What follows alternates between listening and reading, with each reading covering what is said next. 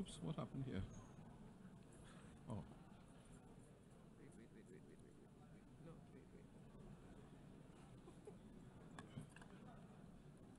Ah.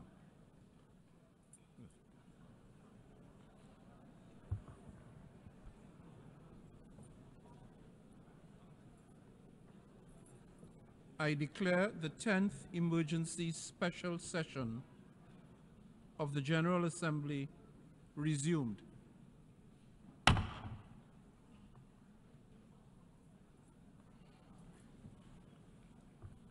Members will recall that in paragraph 4 of its resolution ES 10/22 of 12th December 2023, the Assembly decided to adjourn the 10th emergency special session temporarily and to authorize the President of the General Assembly at its most recent session to resume its meeting upon request from member states. In this regard, I should like to draw the attention of delegations to document A/ES 10/991, which contains a letter dated 24th April 2024 from the permanent representatives of Mauritania, Saudi Arabia, and Uganda to the United Nations in their respective capacities as chairs of the Arab Group, the Organization of Islamic Cooperation Group, and the Coordinating Bureau of the Non-Aligned Movement at the United Nations in New York, requesting the resumption of the 10th emergency special session. I intend to conduct the proceedings of this meeting in accordance with the rules of procedure of the General Assembly and the past practices of its emergency special sessions. In keeping with established practice, I should now like to invite the attention of the General Assembly to document A/ES 10/992 concerning member states that are in arrears in the payment of their financial contributions to the United Nations within the terms of Article 19 of the Charter.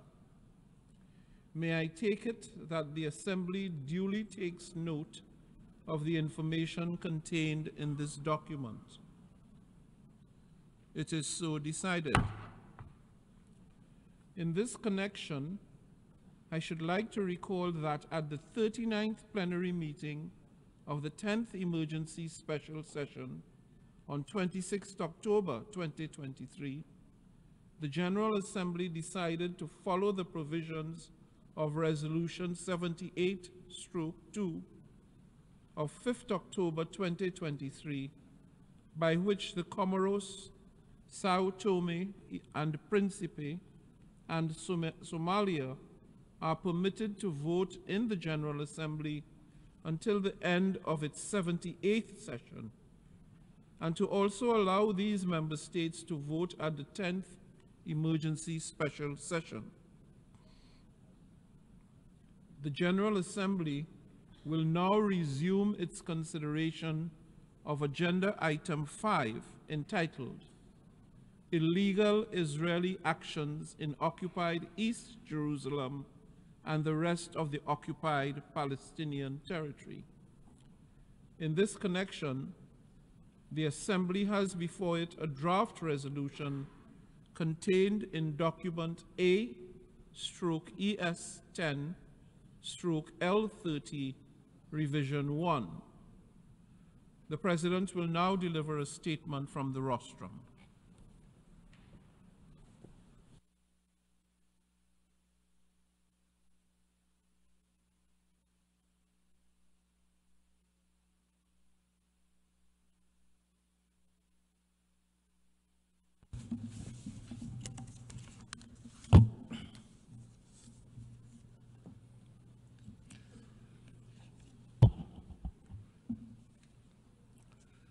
Excellencies, distinguished delegates,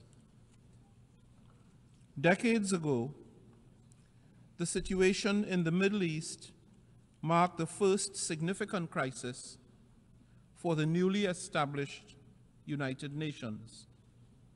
Since then, for almost the entire lifespan of this organization, peace in the region and for the people of Palestine in particular has remained elusive. Today, this untenable situation continues to deteriorate at alarming speed, bringing countless innocent victims into its deadly fold and pushing the region further to the brink of full-scale catastrophe. While numerous diplomatic efforts and the United Nations resolutions have been deployed, regrettably, none have yet quelled the current cycle of death and destruction. Yet this is not a moment for the international community to falter or to look away. If anything, the horrendous events of the last 7 months have only hastened the urgency of achieving a just, comprehensive, and lasting peaceful solution to the situation in the Middle East. Excellencies, today let us remember the legacy from which we hail. We stand proudly upon the shoulders of those who, many decades ago, recognized their ultimate responsibility to forge a peace that would banish the scourge and terror of war for many generations. Those who knew full well the undesirable role that war and violence played in their own lives, and who made no apologies for imagining and indeed building a more peaceful world beyond it. They understood the value of international cooperation and sought the active participation of all nations, large and small, giving voice to common principles on which they dared to anchor mankind's hopes for a better future. As today's United Nations, we cannot and must not lose sight of the history we inherit, or of the bold proposition that brought our organization into being: peace for all. I repeat, peace for all. Excellencies, this General Assembly is convoked today to pronounce itself within its powers and mandates and to uphold the functions and responsibilities bestowed upon it by the United Nations Charter, including under Article 4. I therefore call upon the membership to purposely assess the situation before us with nothing else in mind but a commitment to peace as our utmost ambition. Most immediately, I urge the parties to this conflict, with the support of those with leverage, to do their utmost to secure an agreement of ceasefire that would end the suffering, end the bloodshed, free all hostages, protect innocent civilians, and ensure immediate, unhindered access of humanitarian aid without conditions. I repeat, without conditions, for all who are in dire need. In closing, it is true that lost time is never found. It is also true that we have lost much time. we are here once again called upon to work for humanity, and we the peoples, without exception, to believe in the essential goodness of others, as Ralph Bunche put it decades ago, in the understanding that no problem of human relations is insoluble. I appeal to all member states to so comport themselves during this debate as to maintain the dignity of this chamber and of the organization. Ultimately, to help bring lasting peace, to save lives, and to end violence, to which we have all dedicated ourselves in the service of the people. I thank you.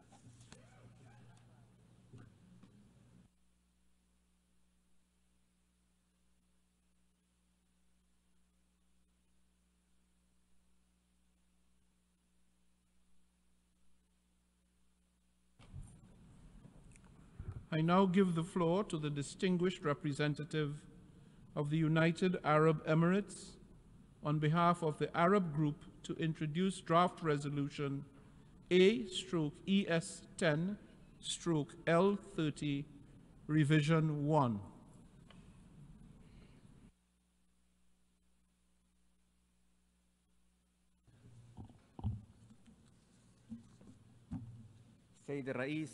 Mr. President, I thank you for your swift response in convening this emergency special session of the General Assembly at the request of the Arab Group, the Organization of Islamic Cooperation, and the Non-Aligned Movement. As chair of the Arab Group for the month of May, I am pleased to deliver the statement and introduce draft resolution A/ES10/L30/Rev1, which at its core recommends that the Security Council reconsider Palestine's application for full membership in the United Nations. This draft resolution follows the use of veto by the United States against the draft resolution that Algeria submitted to the Security Council on behalf of the Arab Group on this matter last month. Your Excellencies, today marks a defining moment in our history. The draft resolution before you will have a profound impact on the future of the Palestinian people, a people who, for more than 75 years, have endured persecution and the denial of their most basic rights, a people who have patiently waited with unwavering determination for the international community to champion their right to self-determination and enable their country to gain full membership in the United Nations. The Palestinian people are a peace-loving nation, and they deserve the opportunity to effectively serve humanity through the United Nations. By acceding to international treaties and conventions, and by adhering to the United Nations Charter, and by meeting the criteria for membership, and with obtaining the recognition of 144 states, the State of Palestine has demonstrated that it deserves its place in the international community and is entitled to full membership. The vast majority of countries in this hall are fully aware of the legitimacy of the Palestinian bid and the justness of their cause, which faces fierce attempts to suppress it and render it meaningless today. This is evident in the attempts to forcibly displace the Palestinian people and confiscate their land, and the ongoing expansion of settlements, which fragments the Palestinian state.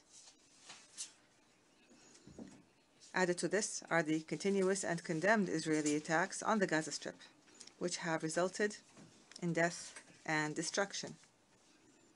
The recent escalation in Rafah highlights the risk of exacerbating an already unprecedented humanitarian disaster. Israel has disregarded all international resolutions and overtly rejected the two-state solution. Israel has denied the Palestinian people's right to declare their independent and sovereign state. As an international community, we have a responsibility to uphold the internationally agreed upon terms of reference for ending this conflict, most crucially, the two-state solution based on the borders of the 4th of June, 1967. Granting Palestine full membership in the United Nations will send a powerful message in support of the two-state solution.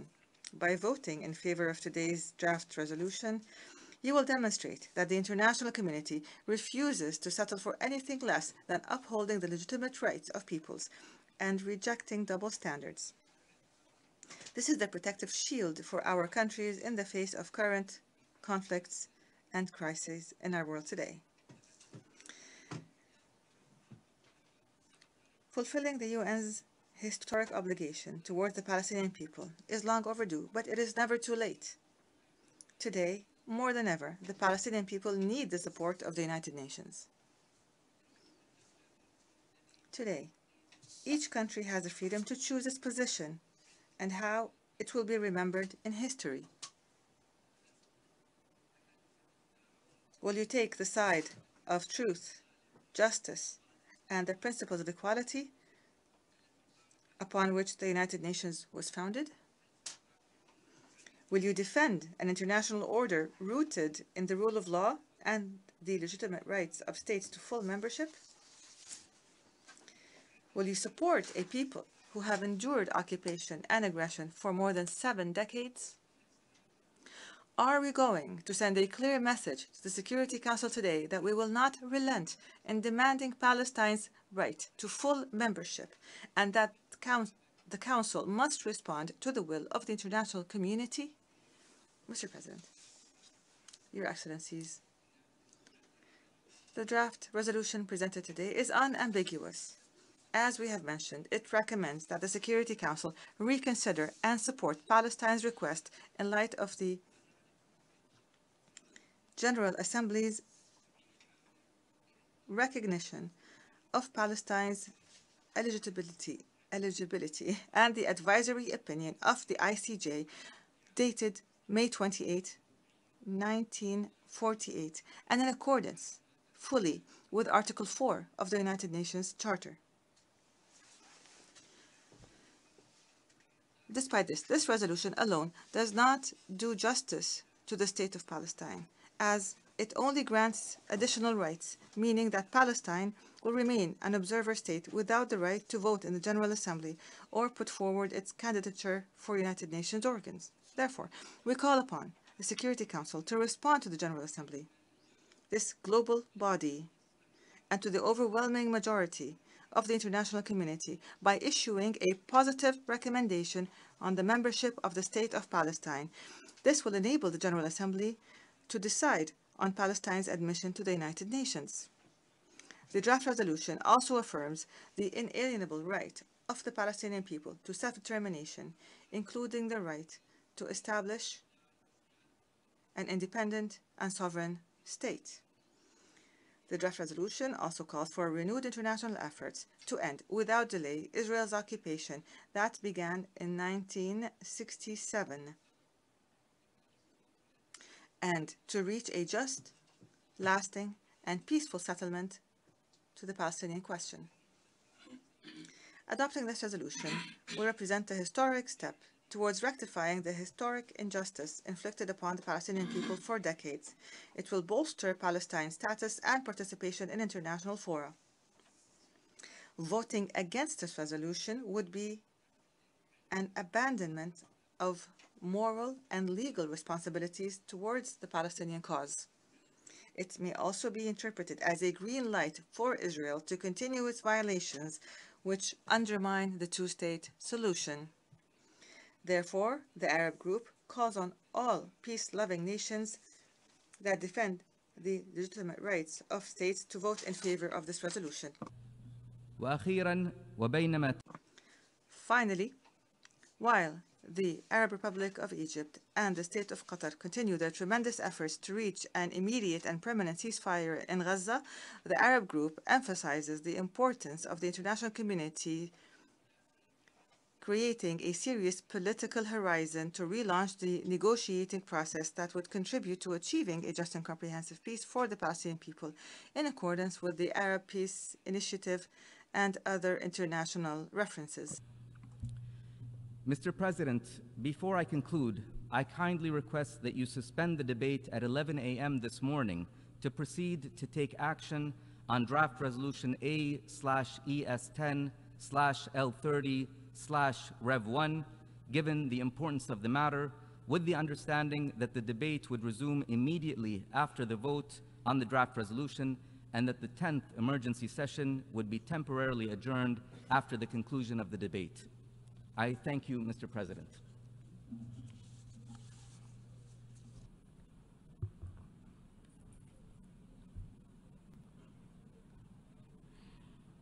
The representative of the United Arab Emirates has moved that the debate on agenda item 5 be suspended at 11 a.m. today for the Assembly to proceed to consideration of the draft resolution A/ES10/L30/Rev1, and that the debate would continue after the action on the draft resolution. It is my understanding that, without setting a precedent, if the Assembly were to decide to suspend the debate at 11 a.m. today to proceed to consideration of draft resolution A/ES10/L30/Rev1 and to continue the debate after the action on the draft resolution, and if the Assembly were to subsequently adopt the draft resolution, the 10th emergency special session would be adjourned temporarily following the conclusion of the debate on item 5. Is there any objection to the motion? I hear no objection. It is so decided.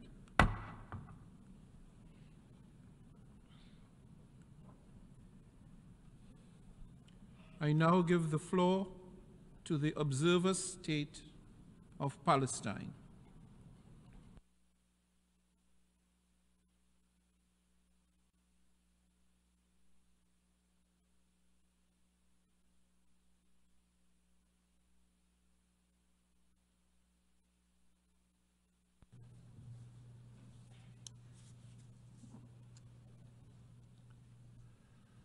Mr. President, dear colleagues,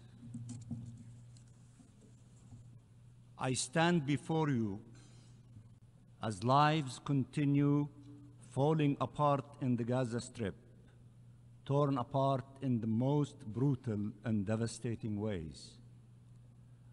I stand before you as more than 35,000 Palestinians have been killed, 80,000 have been maimed, 2 million have been displaced, and everything has been destroyed.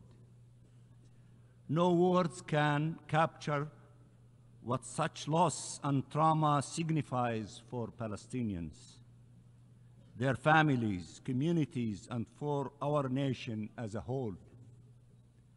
As Palestinians in Gaza have been pushed to the very edge of the Strip, to the very brink of life, and in the ever-narrowing space they are besieged in, bombs and bullets continue hunting them down.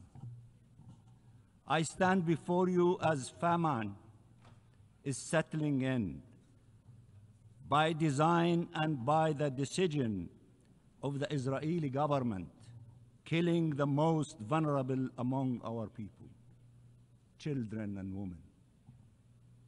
Israel closed the crossings instead of opening them, including the Rafah crossing, seizing by force the Palestinian crossings point of Rafah, Humanitarian convoys were attacked with its blessing, and the UNRWA headquarters was assaulted with its complicity. At the time where the world was calling to flood Gaza with humanitarian aid and calling for a ceasefire, Israel imposed a drought. Its plan has not changed: destroy and displace. I stand before you as every inch of Gaza has witnessed massacres, as mass graves continue to be uncovered where hospitals used to stand, as the world is barely starting to grasp the cruel and extensive nature of the actions committed against the Palestinian people. I stand before you as the Israeli Prime Minister is ready to kill thousands more to ensure his political survival, as he openly declares the Palestinian state is an existential threat, and together with his co-conspirators continues 76 years after the Nakba to try and finish the job. Israel's war is against the Palestinian people as a whole. Its occupation forces and settlers kill daily in the West Bank, including East Jerusalem. Its bulldozers displace Palestinian communities and demolish Palestinian homes everywhere. I have heard many praise the resilience of the Palestinian people, and we are resilient. But no nation, no family, no person should have to endure such suffering for so long. Such injustice, from birth to premature death, one generation after the other. No parents should know such fear, such powerlessness. No children should have to suffer in their flesh what Palestinian children are experiencing. As we speak, 1.4 million Palestinians in Rafah wonder if they will survive today and wonder where to go next. There is nowhere left to go. Mr. President, I have stood hundreds of times before at this podium, often in tragic circumstances, but none comparable to the ones my people endure today. I have stood hundreds of times before at this podium, but never for a more significant vote than the one about to take place, a historic one. We faced and continue to face attempts to push us out of geography and out of history, but by forcible displacement, subjugation, or death, or to say it in even clearer terms, by ethnic cleansing, apartheid, or genocide. Against all odds, we survived. Our flag flies high and proud in Palestine and across the globe and on the campus of Columbia University.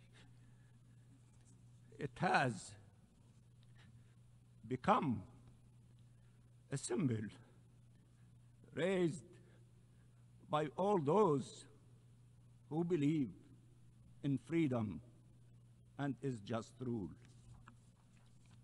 by all those who can no longer stand idly by in the face of such utter injustice. It is true that we will not disappear, but the lives lost cannot be restored. The marks, visible and invisible, left by this horrific assault that has yet to end on bodies and souls, on families and communities, on each single Palestinian in the Gaza Strip can never be truly conveyed. We did not write the UN Charter. We did not enact international law. We just demanded to see them applied to us, and have been until now denied their protection. As the campaign to displace and destroy the Palestinian people reaches its ultimate levels, you can decide to stand by the right of a nation to live in freedom and dignity on its ancestral land, to stand with peace, which requires the recognition of our rights, not their continued denial. Or you can stand on the sidelines of history, or worse, obstruct its natural path forward. Mr. President, I have sat in these halls next to liberation movements who, one by one, finally took their rightful place in this august chamber, and again, without a doubt, the day will come where Palestine will take its rightful place among the community of free nations. Occupation and colonialism and death and destructions are not our fate. They are imposed on us, but freedom is our sole destiny.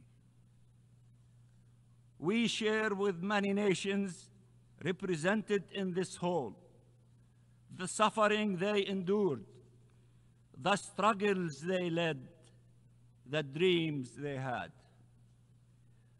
You have been witnesses to the story of Palestine, and you can only look at it from the prism of your own people's journeys towards liberation. Liberation so life can prevail. Liberation so peace can prevail. We want peace. We want freedom. There is no word harder to pronounce when tens of thousands of your people have been killed. We do not use it lightly. We want peace. Our freedom is not an obstacle to peace. It is the only path leading to it. If you do not support our freedom, you do not support peace. Our right to self-determination, to independent statehood, to membership of these United Nations cannot be subject to an Israeli veto. They are not up for negotiations.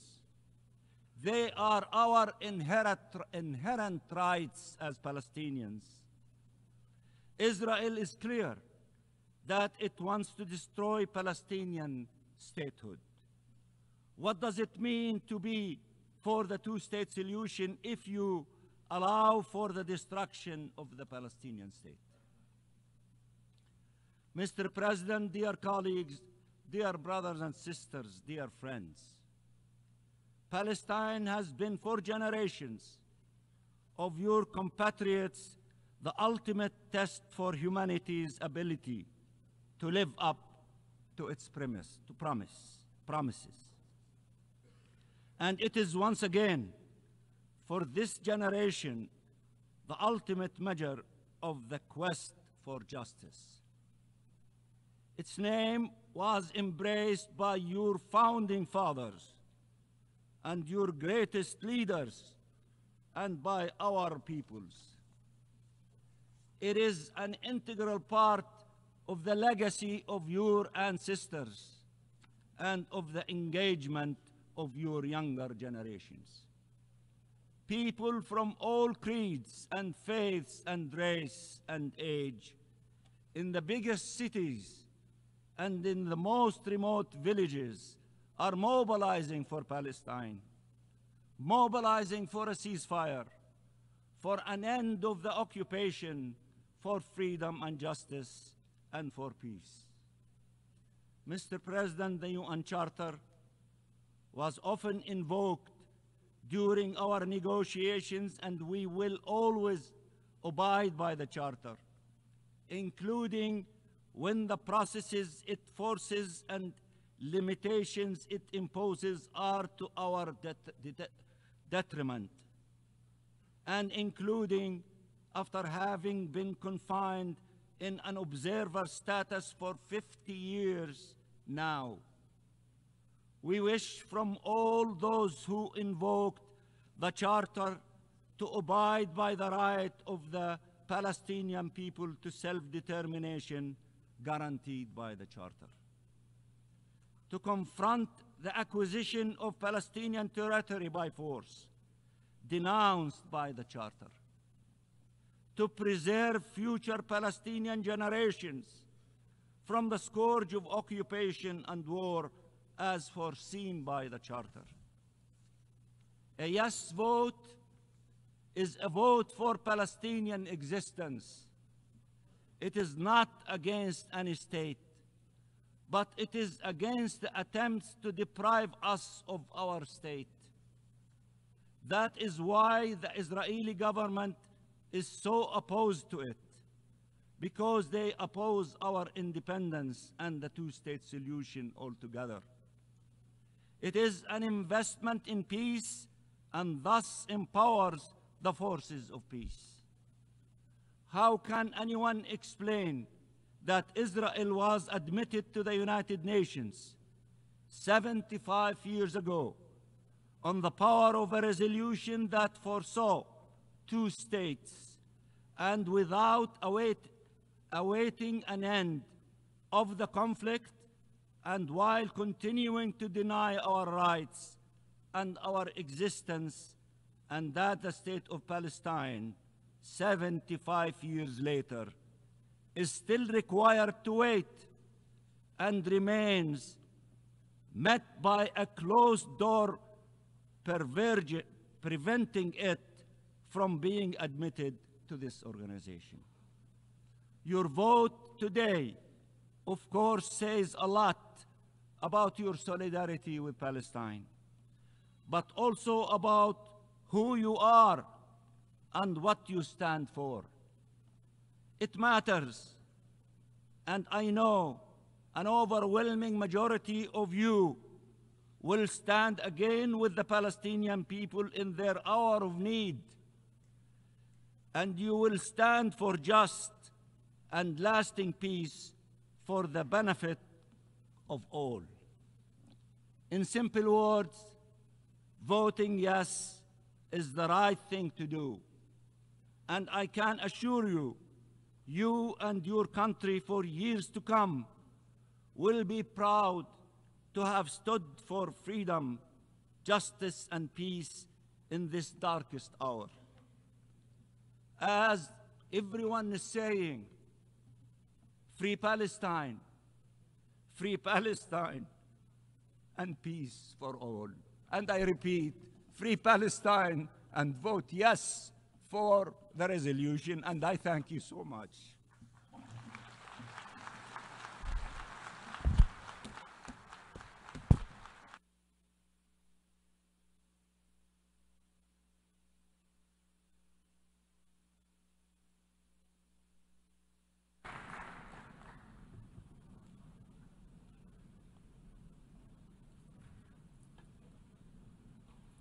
I now give the floor to the distinguished representative of Israel.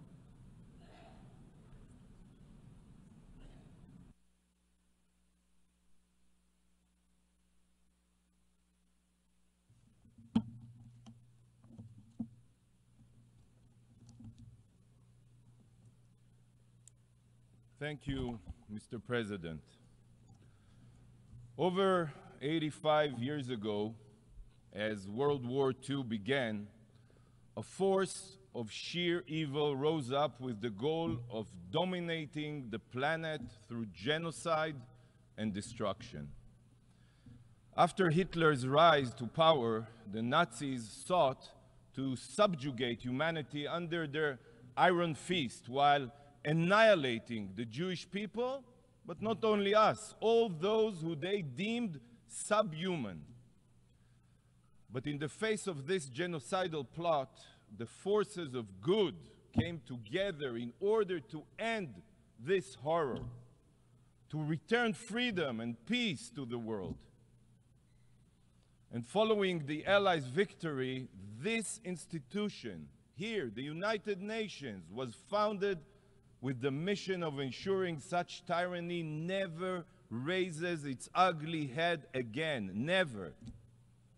Today, you are about to do the exact opposite and advance the establishment of a Palestinian terror state, which will be led by the Hitler of our times. The Hitler of our times. In the 1940s, the world united to destroy a murderous regime. Yet today, with sick and twisted irony, the very body established to prevent evil is now welcoming a terror state into its ranks. What would Churchill say if he were alive today? What would Roosevelt think? They are turning in their graves, turning in their graves. This week, only this week, Israel commemorated Yom HaShoah, Holocaust Remembrance Day.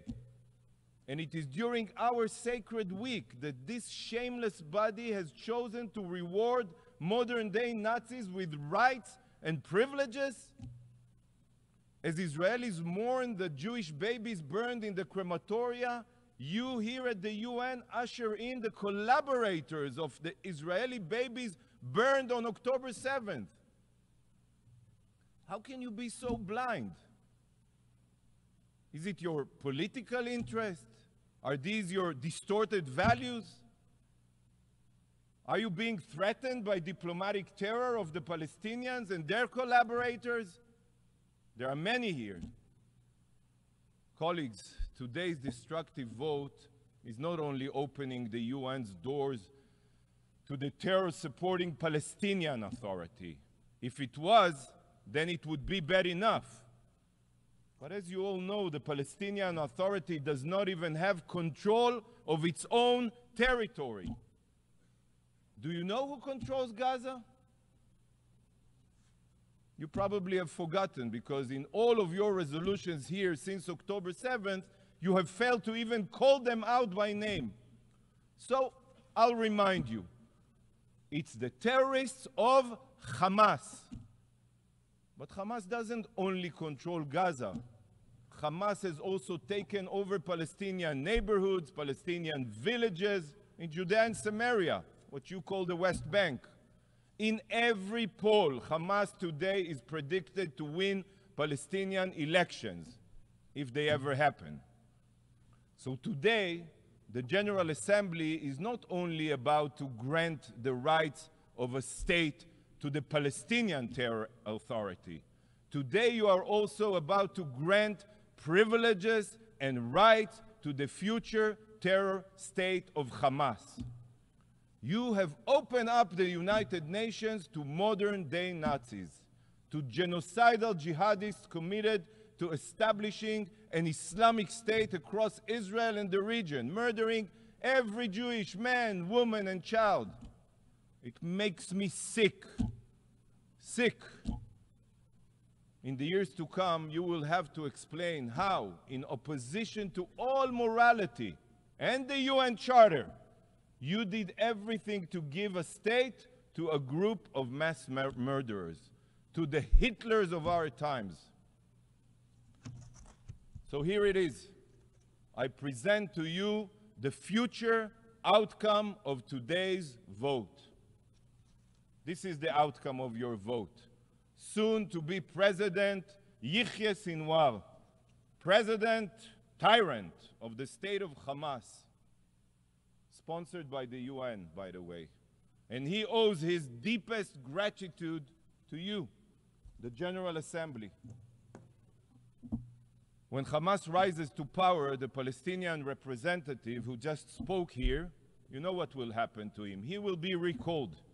And if he returns, he will likely be thrown off a rooftop by Hamas, just as the Palestinian Authority representative were when Hamas took over Gaza back in 2006-07. And in his place, this body will welcome a Hamas representative to its ranks, a terrorist diplomat whose stated goal is Jewish genocide, just like his Iranian counterpart here. With this new precedent, we may see here representatives of ISIS or Boko Haram that will sit among us. You know what? This will be fitting for the new moral standard being set here today, giving the rights of a state to an entity that is already partially controlled by terrorists and will be replaced by a force of child-murdering Hamas rapists. Unbelievable. Truly unbelievable. What you are carrying out today is reminiscent of how the powers of Europe capitulated to Hitler in the Munich Agreement. The UN is targeting the law-abiding democracy of Israel while appeasing the Nazi jihadist forces of Hamas in Iran. And Churchill's remarks then on the choice of cowardice and appeasement in the face of murderous dictators are relevant to your vote today. Because today you have a choice between weakness, shame, and conciliation, and fighting a war against terror. And sadly, you will choose weakness, but you will receive in return not only shame, but war in the future as well. Bravo. Colleagues, today another travesty is being committed here by the General Assembly, an unforgivable act, the destruction of the United Nations Charter. The UN Charter, the sacred document which serves as the foundation of everything we are supposed to do here, is being trampled upon. It is being thrown out the window. You are spitting on the very values that were formulated to bind this organization. With today's destructive resolution, you are circumventing the Security Council, ignoring its decision, and violating the norms this organization has abided by. The Charter was drafted for a reason, but most of you care nothing for the qualifications it outlines. So let me remind you what the Charter says about admitting new UN membership. Membership in the United Nations is open to all other peace-loving states which accept the obligations contained in the present Charter, peace-loving. Number two, the admission of any such state to membership in the United Nations will be affected by a decision of the General Assembly upon the recommendation of the Security Council. With today's vote, you are not only bypassing the Security Council in violation of the Charter, but you are bastardizing the meaning of peace-loving. You know that the Palestinians are the exact opposite of peace-loving. You know this. Since they rejected the UN partition plan in 1947, they rejected it. They have only tried to destroy Israel time and again. They are terror-loving, not peace-loving. They are anything but peace-loving. The Palestinian Authority pays lifelong salaries to terrorists. It's in their budget. They teach martyrdom and jihad in their classrooms. They glorify death and murder. The Palestinians indoctrinate their children to murder Israelis and commit terror attacks. And then, when Israel defends herself, the Palestinian representative comes here, stands here, shedding his crocodile tears, as if he did not send all of them to commit suicide or terror attacks. Not a single Palestinian leader, not even one, has condemned the October 7th massacre. He calls the Hamas his brothers. And this is who you want to bestow the rights of a state upon? A terror entity? As long as so many of you are Jew-hating, you don't really care that the Palestinians are not peace-loving. Despite your obligation to the UN Charter, you are here today to expose what the Charter truly means to you. When it comes to the lives of Israelis and Jews, the UN Charter means nothing to you. Nada, kaput. By ignoring the Charter and granting the Palestinians the privileges of a member state, you are proving that morality is just a slogan for you, while politics and interest prevail. To you, the UN Charter is just a meaningless document, and the vote today will prove that. You know what you're doing today? Today you are gutting the Charter, and you are doing it in the wake of the most brutal massacre of my people since the Holocaust, on the ashes of the October 7th massacre. Why? This day will go down in infamy. The UN, an organization that was established in the aftermath of the systematic murder of 6 million Jews, pays no heed to its founding charter and is advancing another genocidal regime that threatens the existence of the Jewish people. And I want the entire world to remember this moment, to remember this immoral act. So today, I will hold up a mirror for you. A mirror.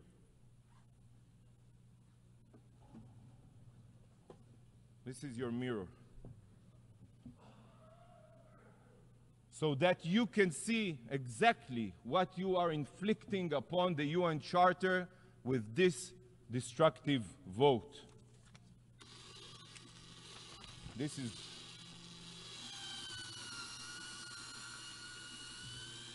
you are shredding the UN Charter with your own hands. Yes, yes, that's what you're doing, shredding the UN Charter. Shame on you. Thank you, Mr. President. I thank the distinguished representative of Israel.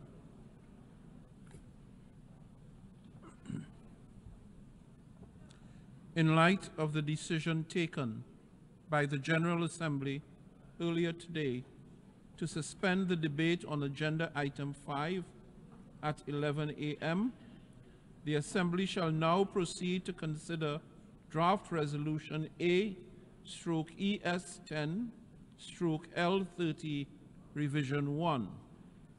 For your information, the draft resolution has closed for e-sponsorship. I now give the floor to the representative of the Secretariat. Thank you, Mr. President. I should like to announce that since the submission of the draft resolution, and in addition to the delegations listed on the L document, the following countries have also become co-sponsors of A/ES10/L30 revision 1. Afghanistan, Algeria, Angola, Azerbaijan, Bahamas, Belgium, Botswana, Brazil, Brunei Darussalam, Burkina Faso, Cambodia, Chile, China, Comoros, the Democratic People's Republic of Korea, the Dominican Republic, Eritrea, Honduras, Indonesia, Iraq, Ireland, Kazakhstan, Kyrgyzstan, Lao People's Democratic Republic, Mauritius, Mozambique, Nigeria, Norway, Peru, Senegal, Sierra Leone, Slovenia, Somalia, Spain, Sri Lanka, Suriname, Tajikistan, Thailand, Trinidad and Tobago, Turkey, the United Republic of Tanzania, Vietnam, and Zimbabwe. If any other countries wish to co-sponsor A/ES10/L30 L30 Revision 1, please signify by pressing the microphone button. Antigua and Barbuda, Niger,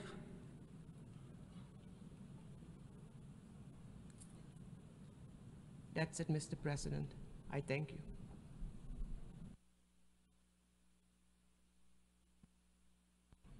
I thank the representative of the Secretariat.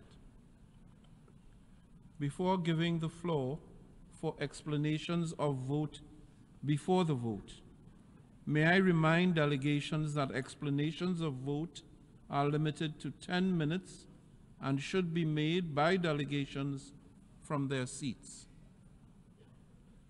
I now give the floor to the distinguished delegate of the Russian Federation.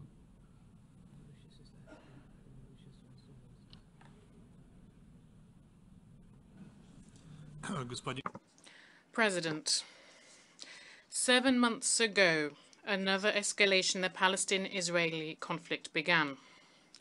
We won't dwell on its horrific consequences that it has had so far. We'll simply say that over this time, as a result of the Israeli military operation, more than 35,000 people have died in Gaza alone. Many of them are women and children. Another 78,000 civilians have been injured. This monstrously tragic statistic has nothing comparable to it in modern history. If Israel goes ahead with its plan to assault Rafah, where more than 1.5 million people have congregated who fled from all corners of Gaza, catastrophe will be destroyed. Practically all civilian infrastructure, including schools and hospitals, has been destroyed. These evaluations of the catastrophic situation in Gaza is something that's shared by the vast majority of the international community, which we can see here for ourselves today. President, the tragic situation on the ground reaffirms the position of our country and the vast majority of the international community about the need for, alongside efforts for a ceasefire, to not forget about the importance of creating the conditions for direct dialogue between Palestinians and Israelis on a whole host of final status issues. The outcome of this process should be the implementation of the two-state formula approved by the international community. Israel and Palestine living side by side in peace and security within 1967 borders with East Jerusalem as its capital. For this dialogue to succeed, Israel and Palestine need to be on equal footing vis-à-vis Security Council decisions. Inter alia, it is our common duty to redress the historic injustice regarding the aspirations of the Palestinian people to their own sovereign and contiguous state, something that should have been adopted at the UN in 1948. We are convinced that fully fledged membership of Palestine of the UN would help provide an equal initial negotiating position with Israel, who received this fully fledged status more than 75 years ago. Indeed, admission of the state of Palestine to the UN would be a first practical step towards a fair resolution to the Palestinian question at a UN-approved platform underpinned by generally recognized international legal foundations. This was the focus of Algeria's draft resolution submitted to the Security Council. However, on the 18th of April, the whole world bore witness to yet another fifth US veto, who blocked the Palestinian application for UN membership. This spike of violence in the Palestinian-Israeli conflict shows what tragic consequences can arise from attempts to monopolize mediation functions and efforts of one country to depict itself as the world's police. President, after the US blocking of the work of the Security Council on the Palestinian-Israeli file as a whole and on admission of Palestine as a fully fledged member of the UN specifically, a very unfortunate and unusual situation has arisen, and it requires unusual solutions to it. Therefore, before us today, there is a far from standard draft resolution. Many of its elements are being considered for the first time by the General Assembly and would normally require more detailed study in any other case. However, they pertain to providing further rights not to some hopeful, but to Palestine, who, because of the US position, has had to be satisfied by merely being a permanent observer to the United Nations. And it would remain as such after the adoption of this draft. However, they would receive other opportunities, further opportunities for more effectively participate in the work of the UN General Assembly and part of the meetings held under its aegis. We see here an opportunity to impartially address the historic injustice towards the long-suffering Palestinian people who have, over the last 7 months, lost an unprecedented number of their civilians. The consequences of the actions of Israel, covered for by the United States, will be felt for many years. And to overcome them, Palestinians need to be maximally involved in the work of UN specialized bodies. Today's draft seeks to provide as much assistance to this as possible. We'd underscore that this is not an ideal draft, inter alia.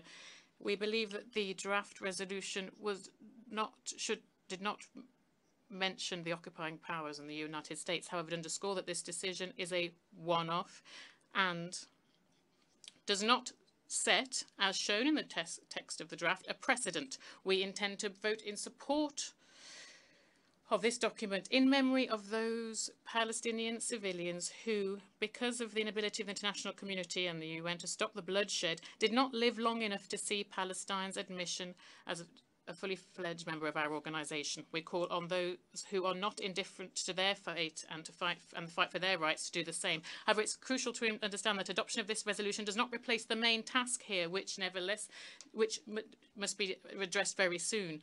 Palestine must become a fully fledged member of the UN. The recommendation to the Security Council in the draft to once again consider the application of Palestine for UN membership is something we deem to be its most important element. It is a moral duty of everyone. Only fully fledged membership will allow Palestine to stand alongside other members of the organization and fully enjoy the rights that this status implies.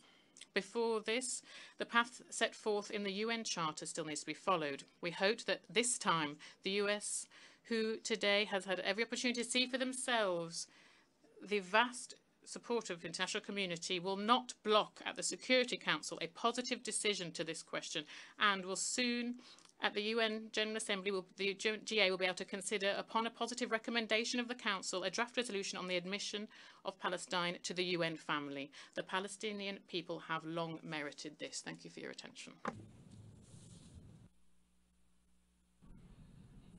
I thank the Russian Federation for its statement, and I now invite the delegation of Pakistan to take the floor.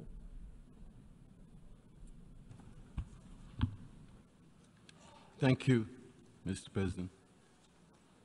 Mr. President, I've asked for the floor to explain Pakistan's vote on the draft resolution contained in document A/ES10/L30/Rev1, submitted by the United Arab Emirates on behalf of the co-sponsors. Pakistan fully supports the draft resolution. We did not co-sponsor the draft at the request of the State of Palestine in order to be able to respond to adverse moves against this draft. Mr. President, it is clear that we are meeting in the shadows of the gravest crimes committed and the gravest violations of the principles of the UN Charter since the Holocaust during the Second World War. The distinguished representative of Palestine has described more eloquently than I could of the slaughter and devastation that has been visited on Gaza by an outlaw Israeli regime.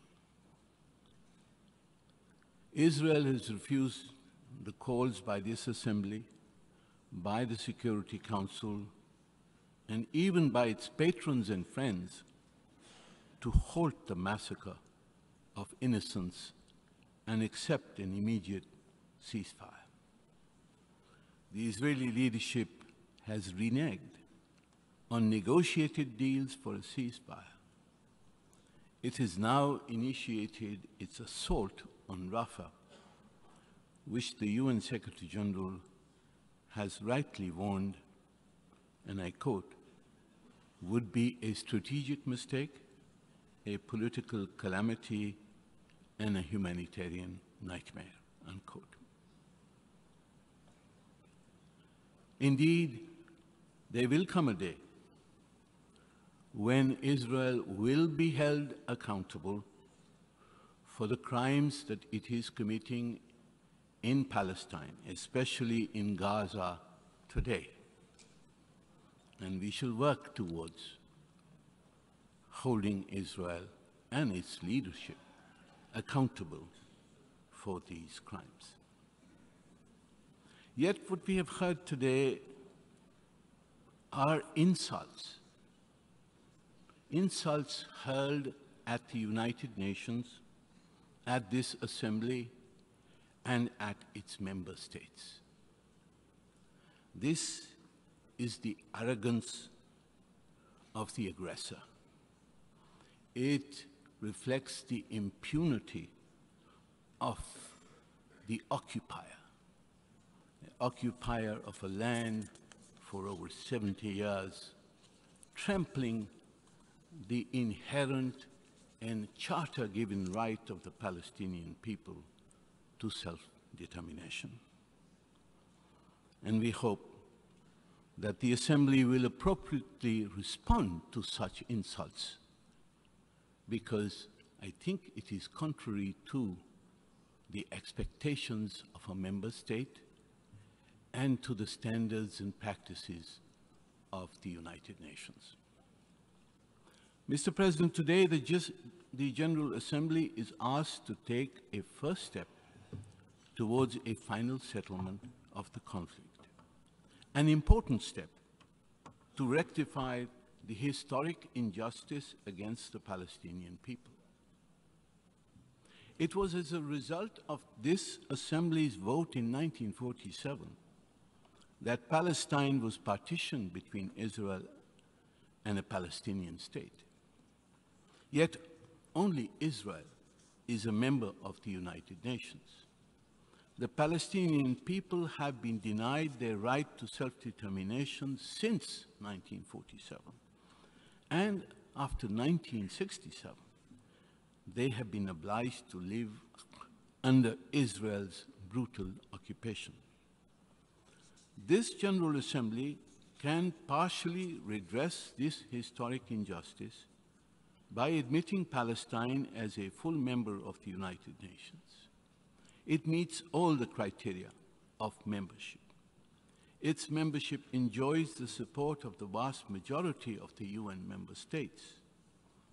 It is regrettable, therefore, that Palestine's membership has been blocked in 2011 and again 2 weeks ago by the negative vote of one permanent member of the Security Council. The assertion that Palestine's admission can happen only through negotiations reflects the inequity of this position. Negotiations must have a level playing field. If Israel is negotiating as a full member of the United Nations, so too should Palestine.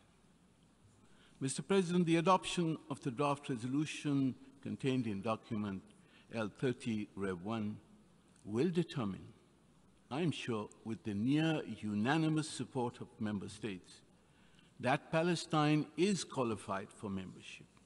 It will urge the Security Council to reconsider and endorse the admission of Palestine as a full member state. In the meantime, the General Assembly would accord all the rights for the fullest possible participation of the State of Palestine in the General Assembly and other UN organs and conferences. This exceptional measure applies only to Palestine and does not constitute a precedent, as the resolution states. The adoption of this resolution will be a partial yet vital step towards redressing the historic injustice against the people of Palestine. It will reflect a political reality which would facilitate the revival of a peace process to realize the universally agreed objective of creating a two-state solution, the objective of establishing a viable and contiguous Palestinian state along the 4 June 1967 borders with Al-Quds as its capital. I thank you, Mr. President. I should like to thank the distinguished representative of Pakistan for his statement. We have heard the last speaker in explanation of vote before the vote. Before proceeding to take a decision on draft resolution A/ES10/L30/Rev1, I wish to address the question concerning the majority required for the adoption of the draft resolution. In light of Article 18, paragraphs 2 and 3 of the Charter of the United Nations, is there any objection to taking action on draft resolution A/ES10/L30/Rev1 by a 2/3 majority of the members present and voting? I see no objection. The 2/3 majority of members present and voting is therefore required for the adoption of draft resolution AES10L30/Rev1.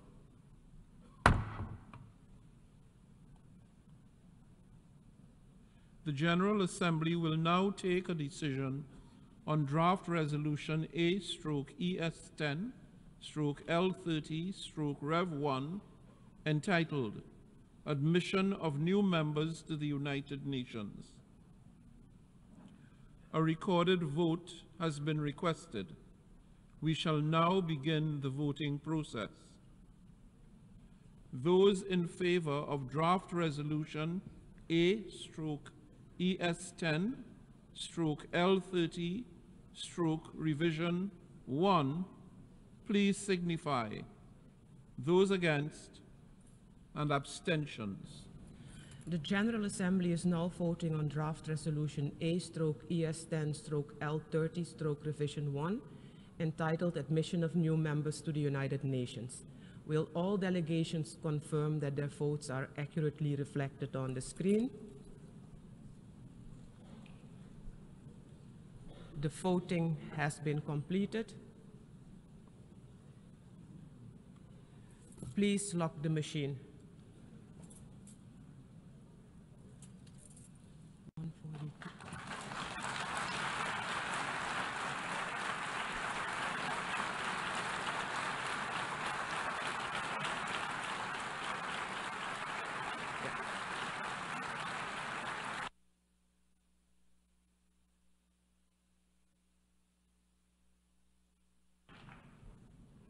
The result of the vote is as follows. In favor, 143. Against, 9. Abstentions, 25. Draft resolution A/ES10/L30/Rev1 is adopted.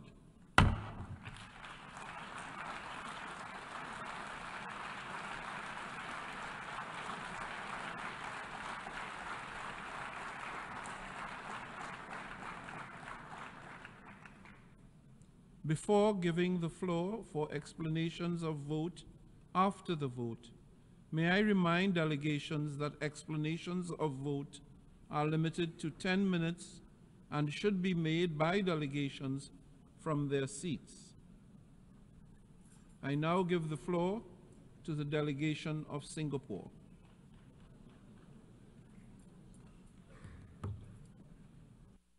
Mr. President, the General Assembly has just adopted an important resolution expressing support for Palestine's membership in the United Nations and recommending that the Security Council reconsider this matter favorably. Singapore voted in favor of this resolution after serious and careful consideration. I'd like to explain and place on record the reasons for Singapore's support for this resolution. First, Singapore's support for this resolution is a vote in favor of a negotiated two-state solution at a critical juncture in a very troubled region. Singapore has consistently advocated for and supported a negotiated two-state settlement consistent with the relevant UN Security Council resolutions as the only viable path for achieving a comprehensive, just, and durable solution to the Israeli-Palestinian conflict. Both Israel and Palestine have the right to exist and to live in peace within secure and recognized boundaries, free from threats or acts of force. Singapore joins the rest of the international community in calling on leaders of both sides to show leadership and courage and take the difficult but necessary steps towards a two-state solution. The prospect for peace between Israel and Palestine have become even bleaker, and this is precisely why we must do everything possible to cease hostilities and revive efforts to work towards a two-state solution. The heinous terrorist attacks by Hamas on the 7th of October last year brutally killed over 1,200 Israelis and other nationalities, with the taking of more than 200 hostages, many of whom remain in captivity. These attacks cannot be condoned or justified by any history of injustice, enmity, or conflict between Israelis and Palestinians, and Singapore has repeatedly condemned them. In response, Israel has exercised its legitimate right of self-defense, but Israel's military actions have gone too far and caused far too much human suffering and property destruction. The death of around 35,000 Palestinians and the humanitarian disaster in Gaza is tragic. The result of these events has been outrage on both sides, breakdown of the fragile trust between both peoples, and the shattering of any sense of security for both Israelis and Palestinians. As a friend of both sides, we are deeply grieved by this state of affairs. Singapore's vote today reflects our heartfelt desire to see both parties resume direct negotiations in good faith, demonstrating courage to take the tremendously difficult but essential first steps towards a two-state solution and a durable peace. We recognize that this will be a painful and long-drawn process.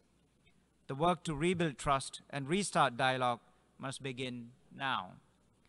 Both sides have legitimate rights and shared responsibilities, and difficult compromises must be struck through direct negotiations. Secondly, Singapore's support for the resolution is in line with our consistent and long-standing support for the principles of international law and the implementation of all relevant UN resolutions.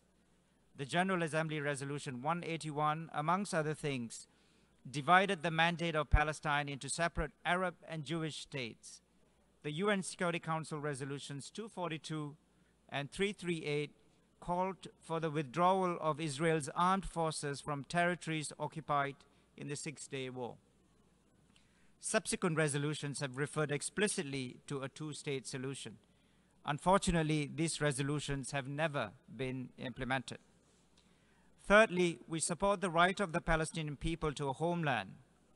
In 1988, Singapore welcomed the Palestinian Liberation Organization's proclamation of the State of Palestine. We did so in the context of a two-state solution. At that time, the Palestine National Council had expressed support for an international conference in accordance with UNSC Resolutions 242 and 338. Most importantly, the PLO explicitly rejected terrorism and recognized the right of the State of Israel to exist. We saw these moves as progress towards a durable solution for this long-standing conflict. Fourthly, in supporting this resolution we adopted today, Singapore reiterates that terrorism has no place in any process leading to a stable and peaceful political solution. Groups, including Hamas, that continue to deny Israel's existence or refuse to renounce terrorism have no place in a Palestinian state. To create the foundations for a lasting peace, we must restore hope and offer the possibility of peace as an alternative to the endless cycle of violence and retribution. As a friend of both Israel and Palestine, we urge both sides to eschew violence and resume negotiations towards a two-state solution with the help and support of the international community. Mr. President, notwithstanding our support in favor of the resolution, Singapore reserves its position on the scope of the annex to the resolution. In our view, any additional rights and privileges to be granted under the resolution must be granted in a manner that is entirely consistent with the UN Charter. This is important, not only in this case, but also for similar future cases, because the UN Charter, which binds member states, provides for the exercise of certain rights and obligations only by member states. I thank you very much for your attention. I thank the distinguished representative of Singapore. Before giving the floor to the next speaker, may I call upon all participants to keep their voices down so that we can listen to statements.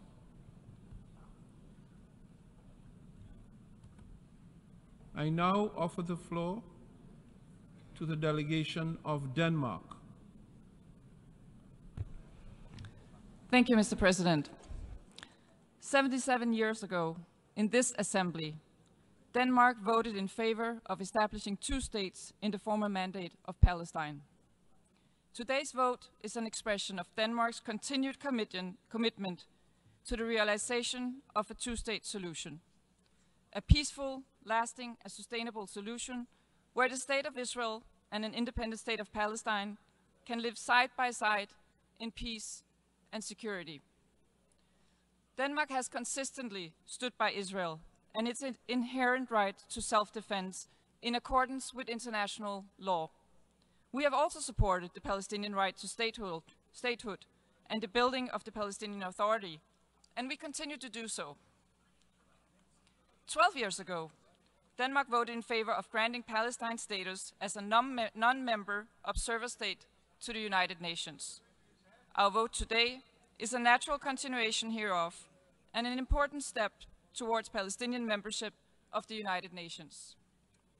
At the same time, Denmark's vote today does not entail formal bilateral recognition of a sovereign Palestinian state.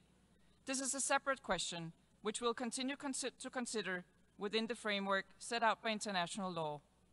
It is the position of Denmark that such recognition should happen as a result of a two-state solution negotiated between the parties. Mr. President, after 7 months of devastating conflict, the political horizon towards a two-state solution can seem far into the distance, but we must never lose sight of this common goal. Hopefully today's vote can be a step in that direction. I thank you. I thank the distinguished delegate of Denmark, and I now invite the distinguished delegate of the Islamic Republic of Iran to take the floor. In the name of God, the compassionate and merciful, Mr. President, the Islamic Republic of Iran expressed its support for Palestine's full membership in the United Nations. The admission of Palestine as a full member of the UN is a first step and pivotal moment in addressing the historical injustice endured by the Palestinian people.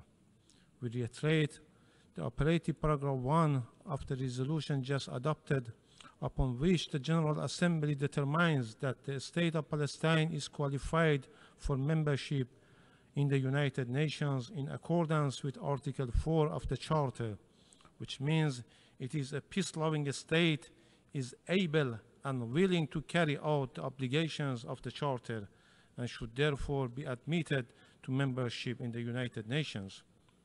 The Islamic Republic of Iran acknowledged and supports the General Assembly decision today. The decision represents a modest yet crucial step in fulfilling the international community's obligation toward the people of Palestine and restoring some of Palestinians' inherent rights. Palestine has demonstrated its commitment to peace and its ability to fulfill the obligation on the UN Charter. Consequently, it deserves full membership in the United Nations. Conversely, the Israeli regime's actions disqualify and render this regime ineligible as a peace-loving entity capable of holding the UN Charter's obligations. The Israeli regime consistently violates international law, the UN Charter and UN resolutions. It refused to comply with the legally binding orders of International Court of Justice and persists in egregious violation, including massacre, war crimes, crime against humanity, and act of genocide. The appalling reports of mass graves discovered in the Nasser and Ash-Shafa medical facilities in Gaza paint a harrowing picture of the war crimes and crimes against humanity perpetrated by this regime. Approximately 400 bodies, including women and children, were found buried, serving as a stark example of the regime's brutality and disregard for human life.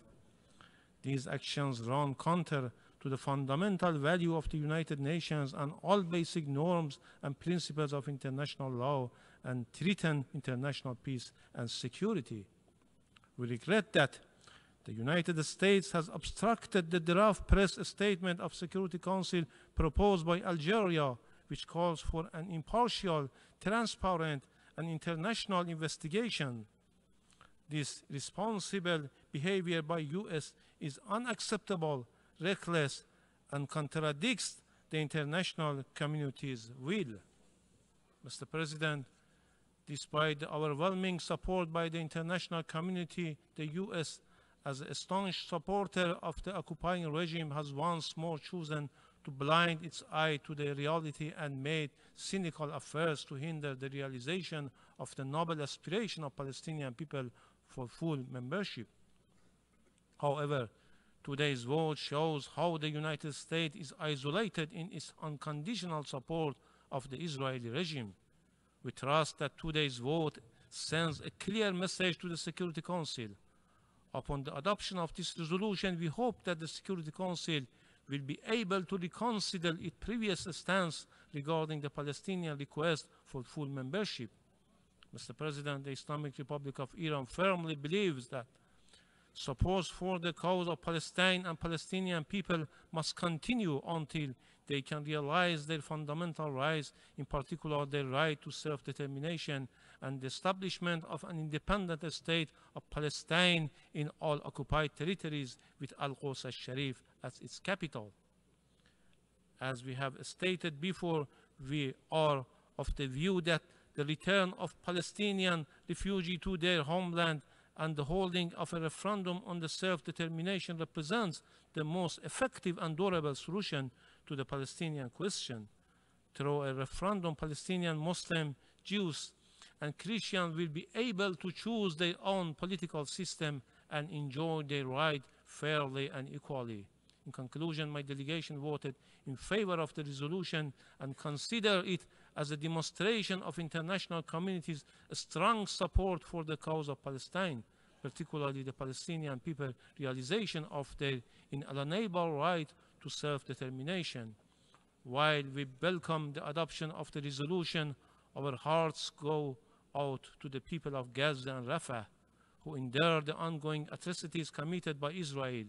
Iran remains steadfast in advocating for the establishment of a sustainable ceasefire, recognizing it as an urgent and indispensable requirement of the Gaza well-being at this critical juncture. Finally, we would like to put on record that our support for the resolution is without prejudice to our long-standing and constant principled position on issues related to the question of Palestine and the non-recognition of Israeli regime. I thank you, Mr. President. I should like to thank the representative of the Islamic Republic of Iran, and I now invite the representative of Czechia to take the floor. Mr. President, let me right at the outset reiterate Czechia's full support for the people of the West Bank and Gaza in their pursuit of political aspirations for their own future statehood. For this to be viable, however, it must be a result of a comprehensive peace agreement guaranteeing security, political stability, and democratic development for both Israel and Palestine. First and foremost, addressing the deep humanitarian crisis in Gaza is a matter of great urgency, as it is a critical element in any meaningful process leading to the future Palestinian state. Indeed, parts of the Strip are still under the control of Hamas, which launched its horrific terrorist attack on Israel on the 7th of October, triggering this war and resulting in its tragic consequences for thousands of civilians. We strongly support the joint statement issued by the 18 member states' leaders on the 25th of April, which calls on Hamas to immediately release all hostages and pave the way for a ceasefire. Mr. President, today we voted on a draft resolution that seeks to enhance the Palestinian status at the United Nations after its application for a full UN membership was not recommended by the Security Council. The people in the region deserve the prospect of a peaceful solution that will permanently resolve the conflict. But neither the UN membership nor the enhanced rights at the United Nations alone can bring peace and prosperity to the Palestinians. Achieving peace requires more. It requires courage to come together at the negotiating table and make difficult political decisions and compromises. And that is actually what we should all strive for. In this regard, it is vital to reestablish a political horizon towards a two-state solution.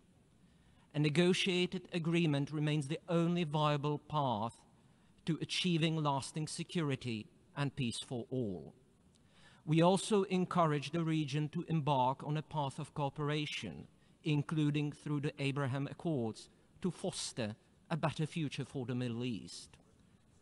This General Assembly resolution intends to bypass a highly complex political process through a decision that could potentially sow further divisions and hinder peace talks in an already very fragile conflict situation.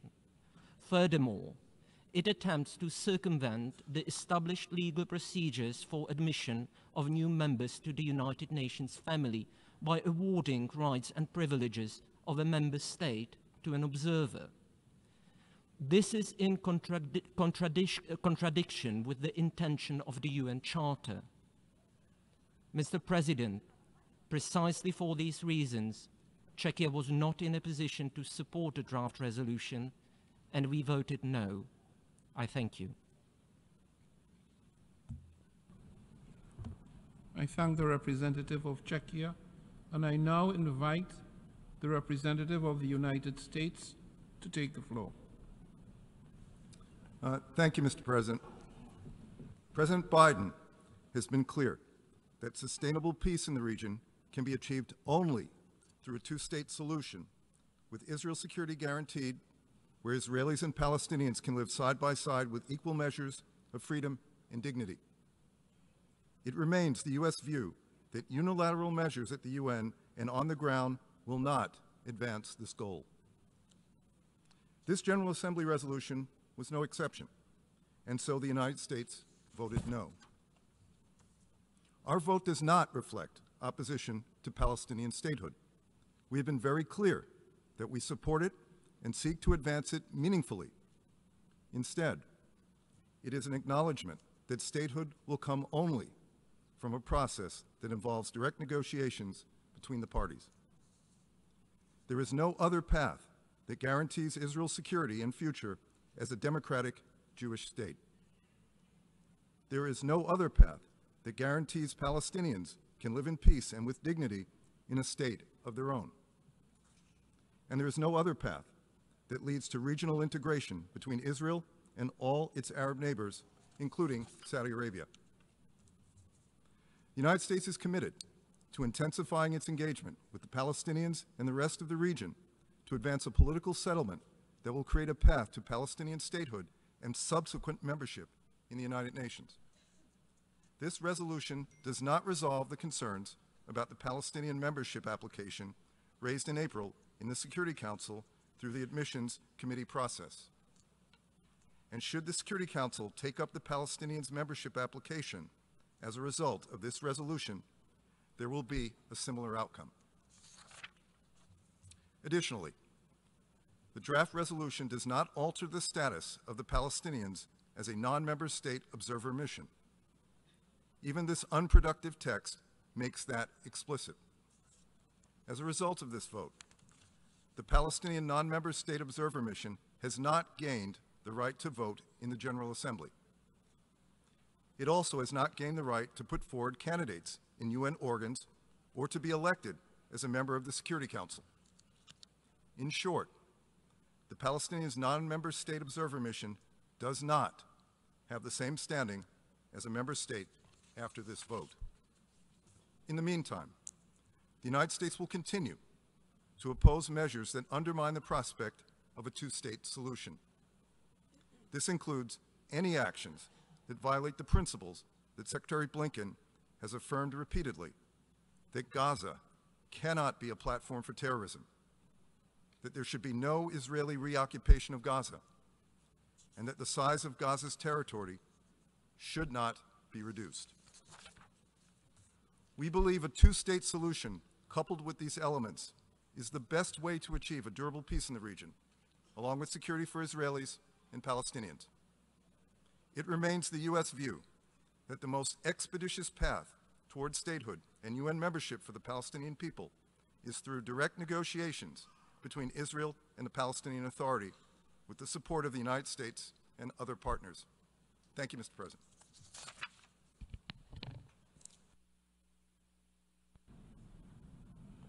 I thank the delegate of the United States, and I now invite the distinguished delegate of France to take the floor.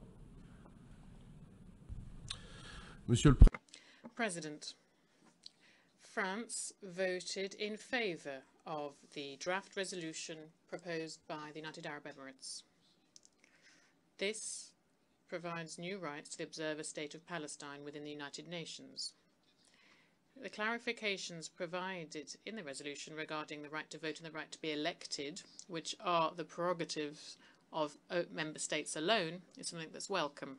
France recalls that the procedure for admitting a new member state is defined by the states, by the Charter, and it must not be circumvented. France is in favour of the admission of Palestine as a full member of the United Nations, and that's why we voted in favour of the draft of the resolution presented by Algeria at the Security Council. It is high time to put the work of the United Nations within a perspective of overall political solution to the Israeli political conflict on the basis of a two-state solution. This is the only way of meeting the security needs of Israel and the legitimate aspirations of Palestinians to a state. This is the thinking behind the resolution that we presented to the Security Council. We call on all its members to support it and to support a view to peace. President, France condemns the terrorist attacks of Hamas and other terrorist groups on the 7th of October. France continues to demand a ceasefire and the release of all hostages. It continues to demand full humanitarian access too. The offensive that has started in Rafah risks causing numerous victims and displacing people at a time when nowhere can be deemed safe today in Gaza. There is a risk further of disrupting delivery of aid. France is clearly opposed to this operation. France condemns Hamas's attack on the Kerem Shalom crossing point and recall that all parties must do everything they can to protect civilians and guarantee access for humanitarian aid. President, it is high time to mobilize for a political solution. Thank you very much. I thank the delegate of France, and I now invite the distinguished delegate of Finland to take the floor.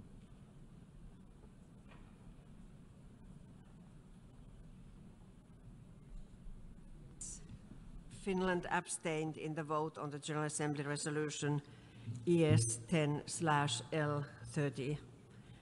The tragic events of the past months have once again demonstrated that lasting peace in the Middle East requires a political solution to the Israeli-Palestinian conflict. Finland considers the two-state solution the only sustainable way to guarantee the security and the rights of both peoples and to achieve sustainable peace. The entire international community must strive to advance this goal. Sustainable peace requires the realization of the rights of the Palestinian people to self-determination in their own independent state. Finland has been a reliable partner to the Palestinians for decades in supporting the construction of the Palestinian state, both politically and through development cooperation. The international community now needs to create clear steps towards a Palestinian state. Palestine's UN membership is one of these steps.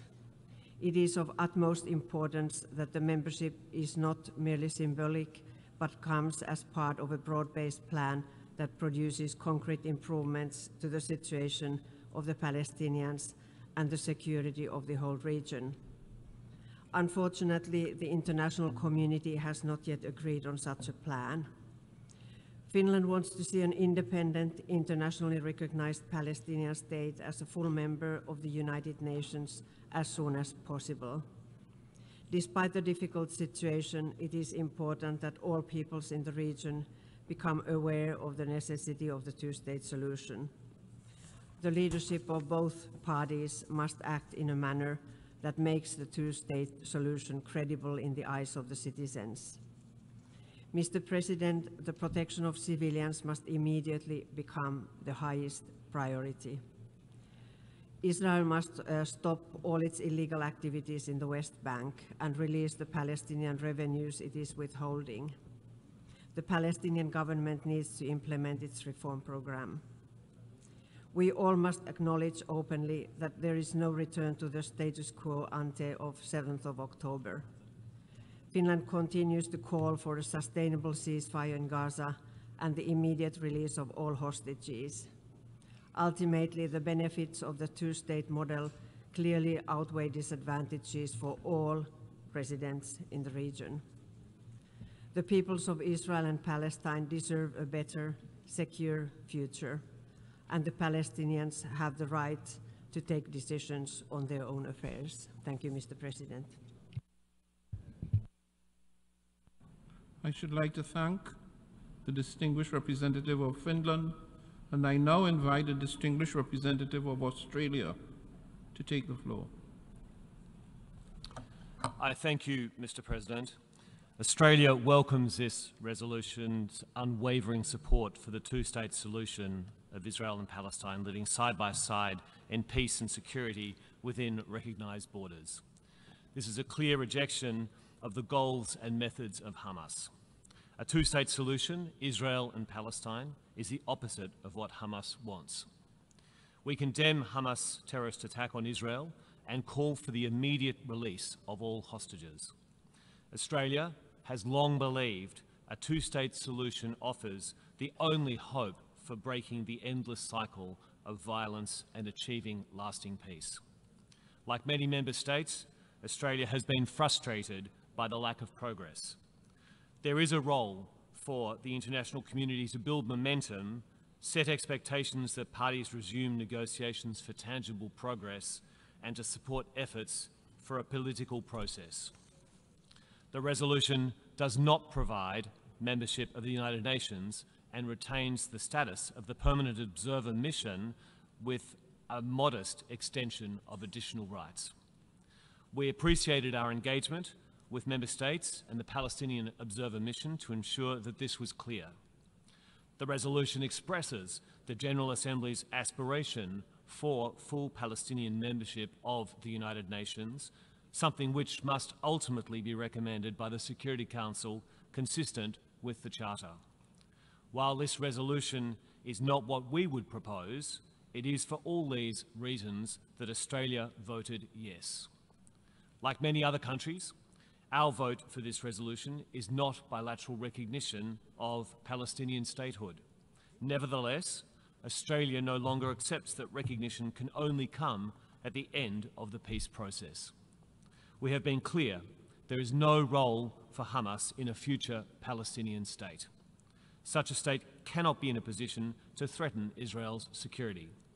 Reform of the Palestinian Authority is required, and direct negotiations will be needed on final status issues, including Jerusalem and borders.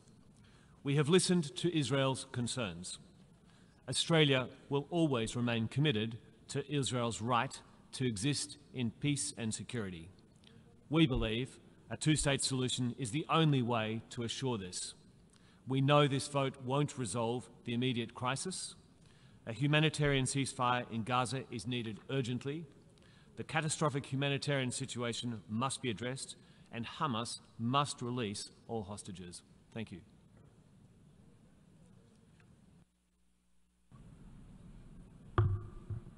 I give the floor next to the distinguished delegate of Germany, after thanking the distinguished delegate of Australia for his statement. Germany, the floor is yours. Thank you, Mr. President. Mr. President, Germany firmly believes in two states, Israel and Palestine, for two peoples in the Middle East. We share the goal of a Palestinian state. We fully support Palestinians' right to self-determination.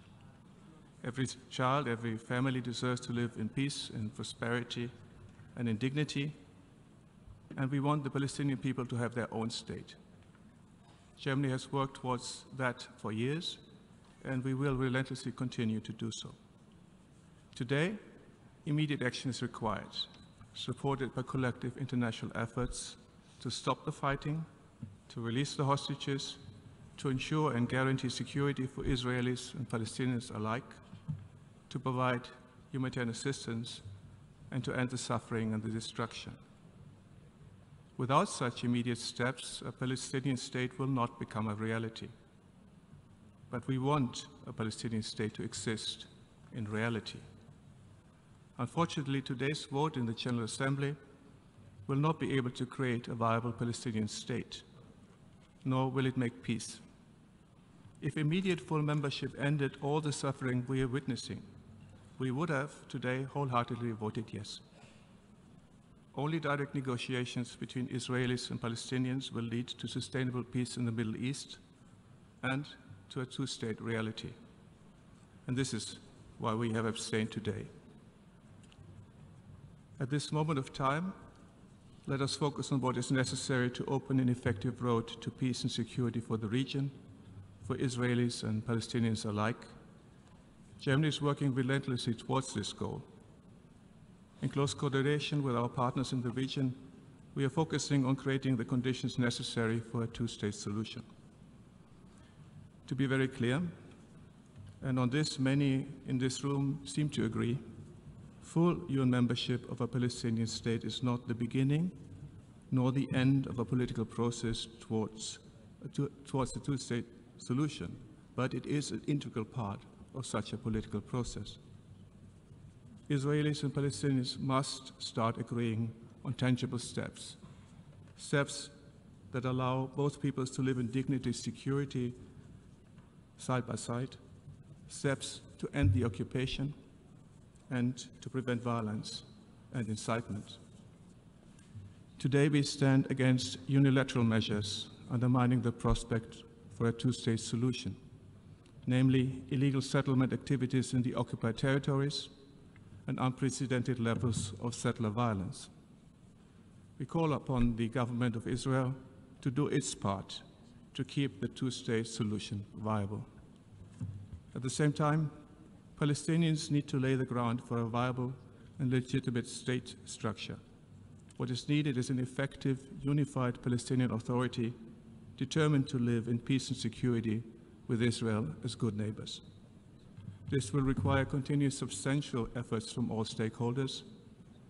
The international community stands ready to take responsibility to ensure that the Palestinian Authority can effectively fulfill this task and guarantee security for Israelis and Palestinians alike. What happened on the 7th of October 2023 must never happen again. Israel's legitimate security concerns must be met, and Palestinians as well as Israelis must be able to live in peace and security. Germany stands ready to support it. Mr. President, in today's important vote, delegations have taken different decisions. None of us is taking this lightly. We all seek to contribute to the same objective: peace and security for every child in Palestine, peace and security for every child in Israel, peace and security for the whole region, and especially a viable two-state solution. Let us therefore join forces to work towards peace. The horrible war in Gaza is a stark reminder that this is the only way forward. Ending the killing in Gaza is of the utmost importance. Hamas must end the terror. This would stop the war. All hostages must be released immediately and unconditionally. Israel must finally allow for humanitarian assistance to reach all innocent men, women, and children in Gaza now. We also call upon Israel to refrain from further escalation in Rafah and to do everything in its power to protect the lives of civilians in Gaza. As every country has the right to self-defense, every country also has the obligation to protect civilians. We cannot wait for the day when the Palestinian people finally have their own state, not just a seat behind a name plate at the UN. This is what we are working for, and we believe we can only do this together. I thank you.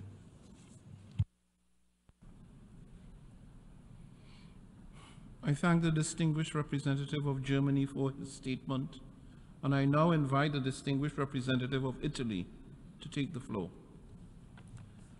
Mr. President, Italy is a firm supporter of the principle two people, two states, and shares the goal of a comprehensive, lasting peace that could only, and I stress only, be achieved on the basis of a two-state solution with Israel and Palestine living side by side in peace and security within agreed, recognized borders. We believe such a goal must be achieved through direct negotiations between the parties.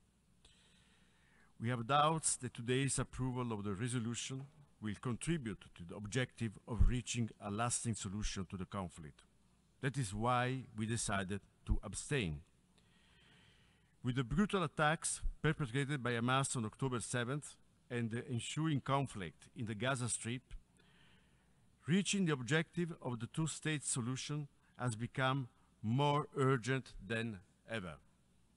That is the only way to avoid the eternal cycles of action and reaction that have poisoned generations of Israeli and Palestinians' life.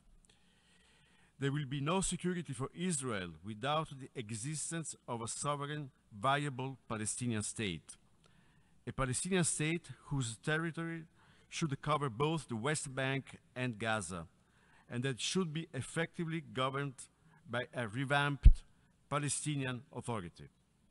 The importance of restoring a political horizon in order to respond to the legitimate aspirations of the Palestinian people should guide our action in the medium term. In the short term, priority should be given to resolve the catastrophic, tragic humanitarian crisis in the Gaza Strip. Within this context, we urge Israel to halt its plans already underway to start a ground operation in Rafah.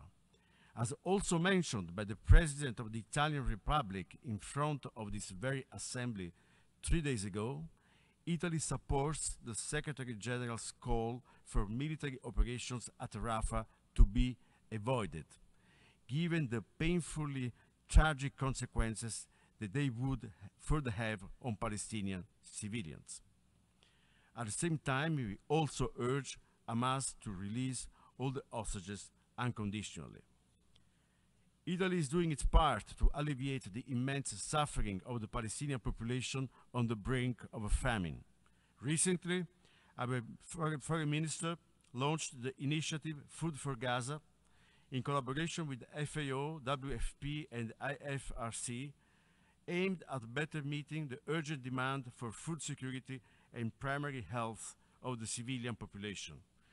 We are also ready to resume our funding to UNRWA, earmarked to specific projects. We believe that the agency continues to play a pivotal role in the delivery of humanitarian assistance, playing a stabilizing role in the wider region. Once the emergency phase is over, Italy stands ready to do its part, together with all its partners, to contribute to relaunch a political horizon. I thank you. I should like to thank the distinguished representative of Germany, and I now invite the distinguished representative of Austria to take the floor. Thank you, Mr. President. Austria abstained on draft resolution L30 Rev 1 entitled Admission of New Members to the United Nations. Here's why. The admission of new members to the UN is a political and also a legal step. In general, it is one that we encourage deeply. For Austria, the United Nations is the paramount global organization where all states of the world seek solutions together to common challenges. Regarding the Middle East peace process, Austria therefore fully supports the vision set out in this resolution for two states, Israel and Palestine, living side by side in peace and security within recognized borders based on the pre-1967 borders. Austrian political leaders have consistently called for that. In January, Foreign Minister Schallenberg at the UN Security Council called on the international community to do more to achieve this aim by laying the foundations for a life in peace and dignity for Israelis and Palestinians alike. Austria remains committed to this goal, but we believe that genuine peace and security for Israelis and Palestinians alike can only be achieved through a political process. A mere symbolic recognition of Palestine will not bring about the changes that Palestinians aspire to and that they deserve.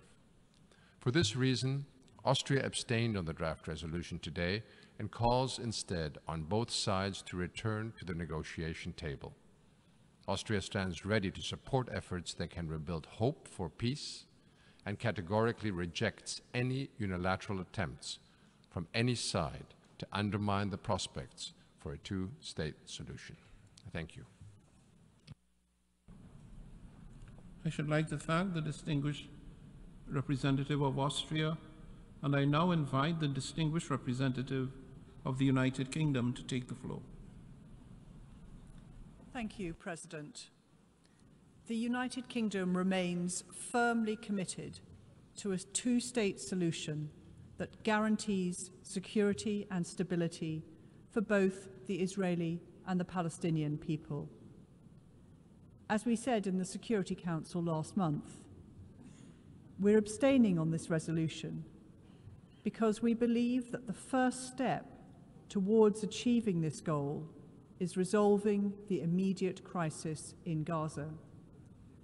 The fastest way to end the conflict is to secure a deal which gets the hostages out and allows for a pause in the fighting in Gaza. We must then work together to turn that pause into a sustainable, permanent ceasefire. Setting out a horizon for a Palestinian state should be one of the vital conditions for moving from a pause in fighting to a sustainable ceasefire. Recognizing a Palestinian state, including at the UN, should be part of that process. As my Foreign Secretary has said, while this shouldn't be at the start of a new process, it doesn't have to be at the very end of the process. President, we remain deeply concerned about the prospect of a major operation in Rafah. We are clear that we would not support this unless there is a very clear plan for how to protect civilians who must be safe and able to access food, water, and medical care. We have not seen that plan, so in these circumstances, we would not support a major operation in Rafah. The UK is doing all it can to reach a long-term solution to this crisis. In addition to our support for a deal which would secure a pause in the fighting and the immediate release of all hostages, we are pushing as hard as we can to get aid to Palestinian civilians, working with partners to de-escalate the situation in the region and building momentum towards a lasting peace. The UK has offered the Palestinian Authority our support as the new Palestinian government implements much-needed reforms. An effective Palestinian Authority is vital for lasting peace and progress towards a two-state solution. And just as the PA must act, so too must Israel. This means releasing frozen funds, halting settlement expansion, and holding to account those responsible for extremist settler violence. Last week, the UK announced a second package of sanctions targeting individuals and groups directly responsible for egregious violence against Palestinian civilians. The Israeli authorities must put a stop to this. President, in conclusion, we will continue to work urgently to bring the Gaza conflict to a sustainable end as quickly as possible, and to build a credible and irreversible pathway towards a two-state solution and lasting peace. I thank you. I should like to thank the distinguished representative of the United Kingdom for her statement, and I now give to the floor the distinguished representative of Iceland. Mr. President, in 2011, Iceland and Palestine established full diplomatic relations after the Icelandic Parliament passed a resolution in support of recognizing the state of Palestine as a sovereign state. Since then, Iceland's position on Palestinian statehood has been clear. Iceland has consistently called for a two-state solution where both Israel and Palestine live side by side in peace and security and mutual recognition. Therefore, we support Palestine's full membership of the United Nations and the call for the Security Council to reconsider the matter favorably. We also call on the Council to do more to live up to its mandate and address the Middle East peace process. This is why we voted in favor of today's resolution. Mr. President, just as Iceland has consistently condemned Hamas's past indiscriminate terrorist attacks, we condemned in the strongest terms the horrific attack on Israel on October the 7th. We continue to call for the immediate and unconditional release of all hostages taken in this most fatal attack on Jews since the Holocaust. In 1947, Iceland's first permanent representative to the United Nations was instrumental in passing Resolution 181, envisioning the formation of independent Arab and Jewish states. Subsequently, Iceland supported Israel's admission to the UN in 1949. Ever since, Iceland has reiterated Israel's clear right to defend itself in line with the UN Charter and international law, including international humanitarian law. We also recognize the legitimate security concerns of Israel. Israel's right to exist is beyond debate. We can never forget the horrors of the Holocaust, which led to the creation of the State of Israel, especially now as we face extreme increase in anti-Semitism. At the same time, we recognize the injustice of Israel's illegal settlements in the West Bank and East Jerusalem and the blockade of Gaza, we once again call on Israel to put an end to this and take action to stop settler violence. Freedom of media also needs to be respected. Mr. President, ultimately international law provides states with rights and obligations. Both are sacred. Iceland expects the two states, Israel and Palestine, to enjoy and respect both.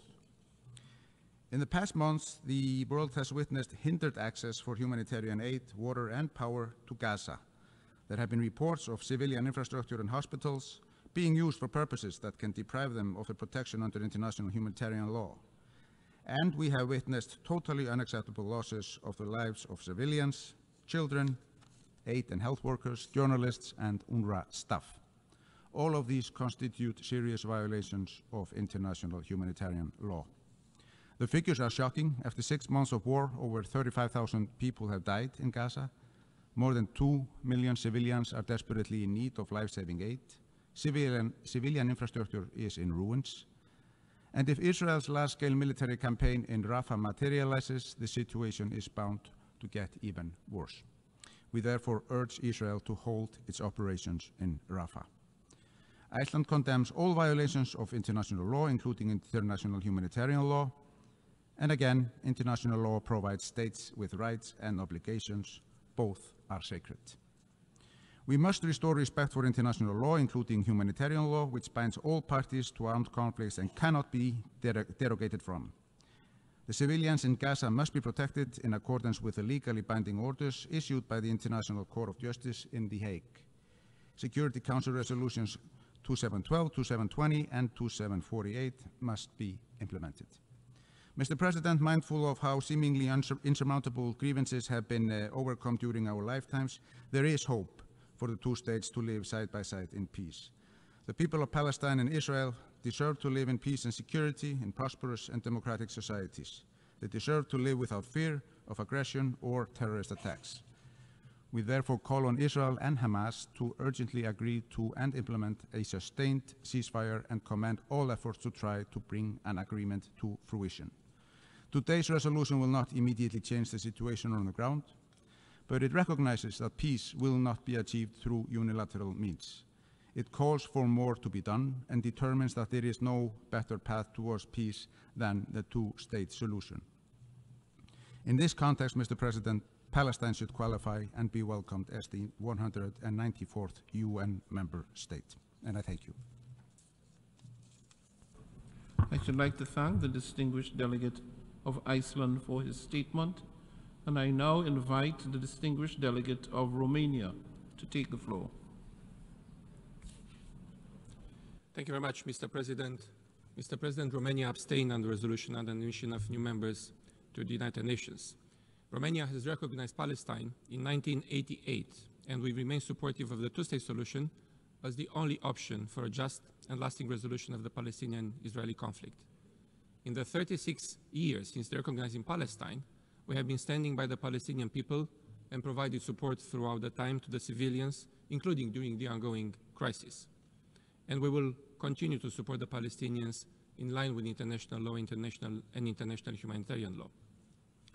As a long-standing supporter of the Charter, Romania wishes to highlight that admission of a state to UN membership will be, quote, effected by a decision of the General Assembly upon the recommendation of the Security Council, unquote. We are hence of the view that the Security Council needs to consider the matter first and reach a positive recommendation before the General Assembly can decide. We need to preserve the complementarity and sequencing of action between the General Assembly and the Security Council in line with the UN Charter.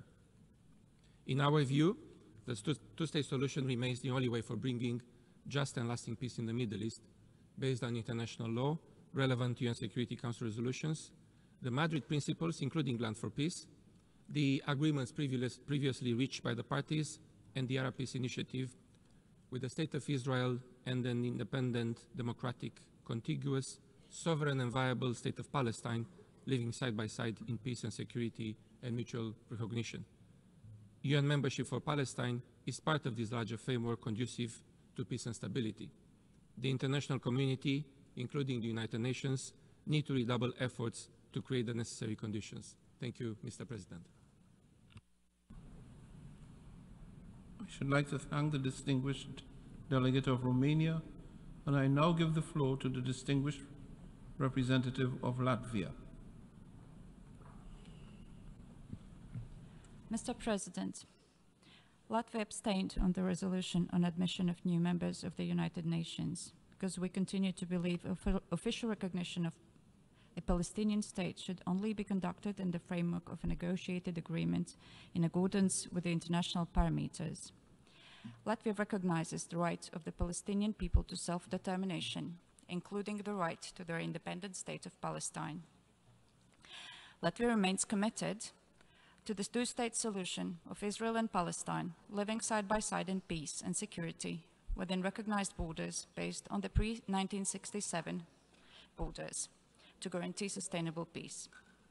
Our vote shall not be interpreted as support to the ongoing crisis, including practices that violate international law and international humanitarian law.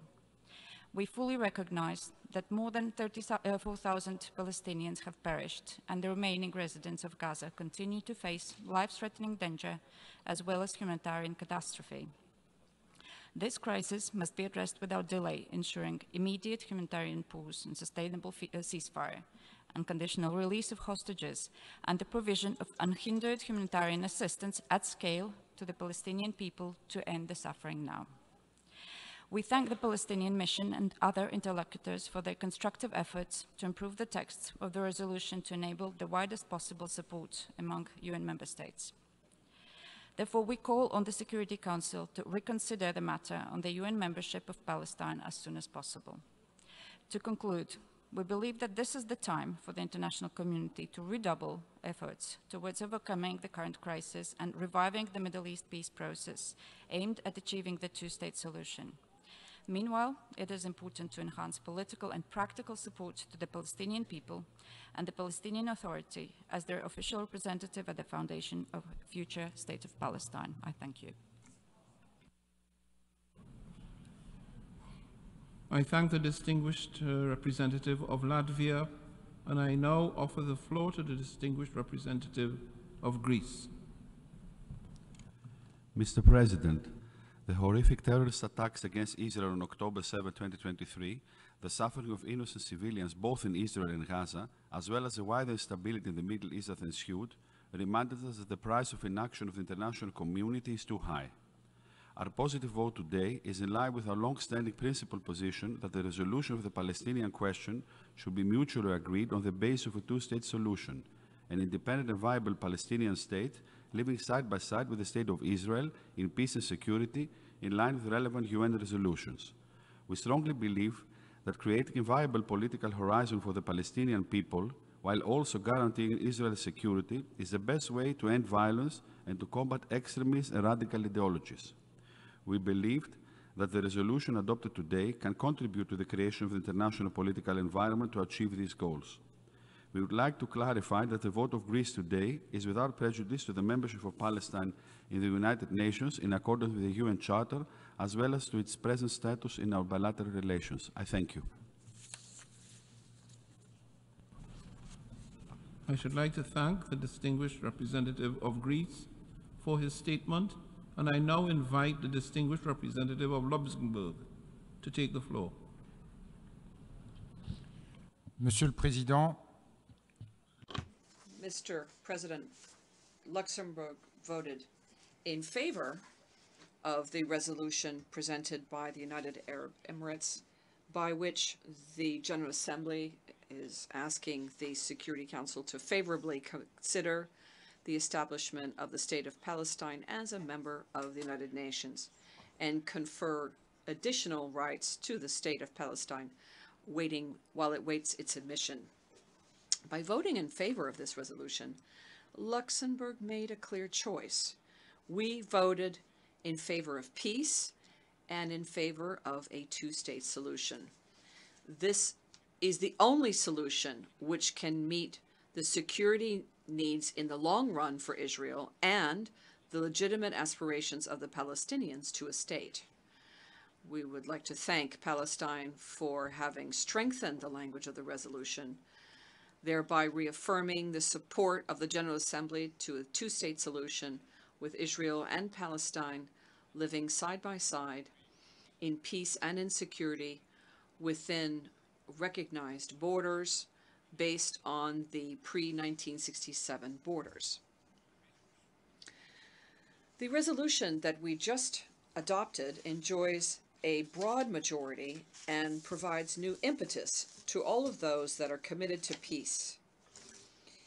Our Minister of Foreign Affairs will be going to Israel and Palestine at the end of this month in order to support those efforts. We commend the work underway in the Security Council at France's initiative in order to relaunch diplomatic action in favor of a two-state solution. We hope that today's vote will bring us closer to that political horizon. In parallel to this, Luxembourg is currently working with its European partners on the issue of recognition of the State of Palestine.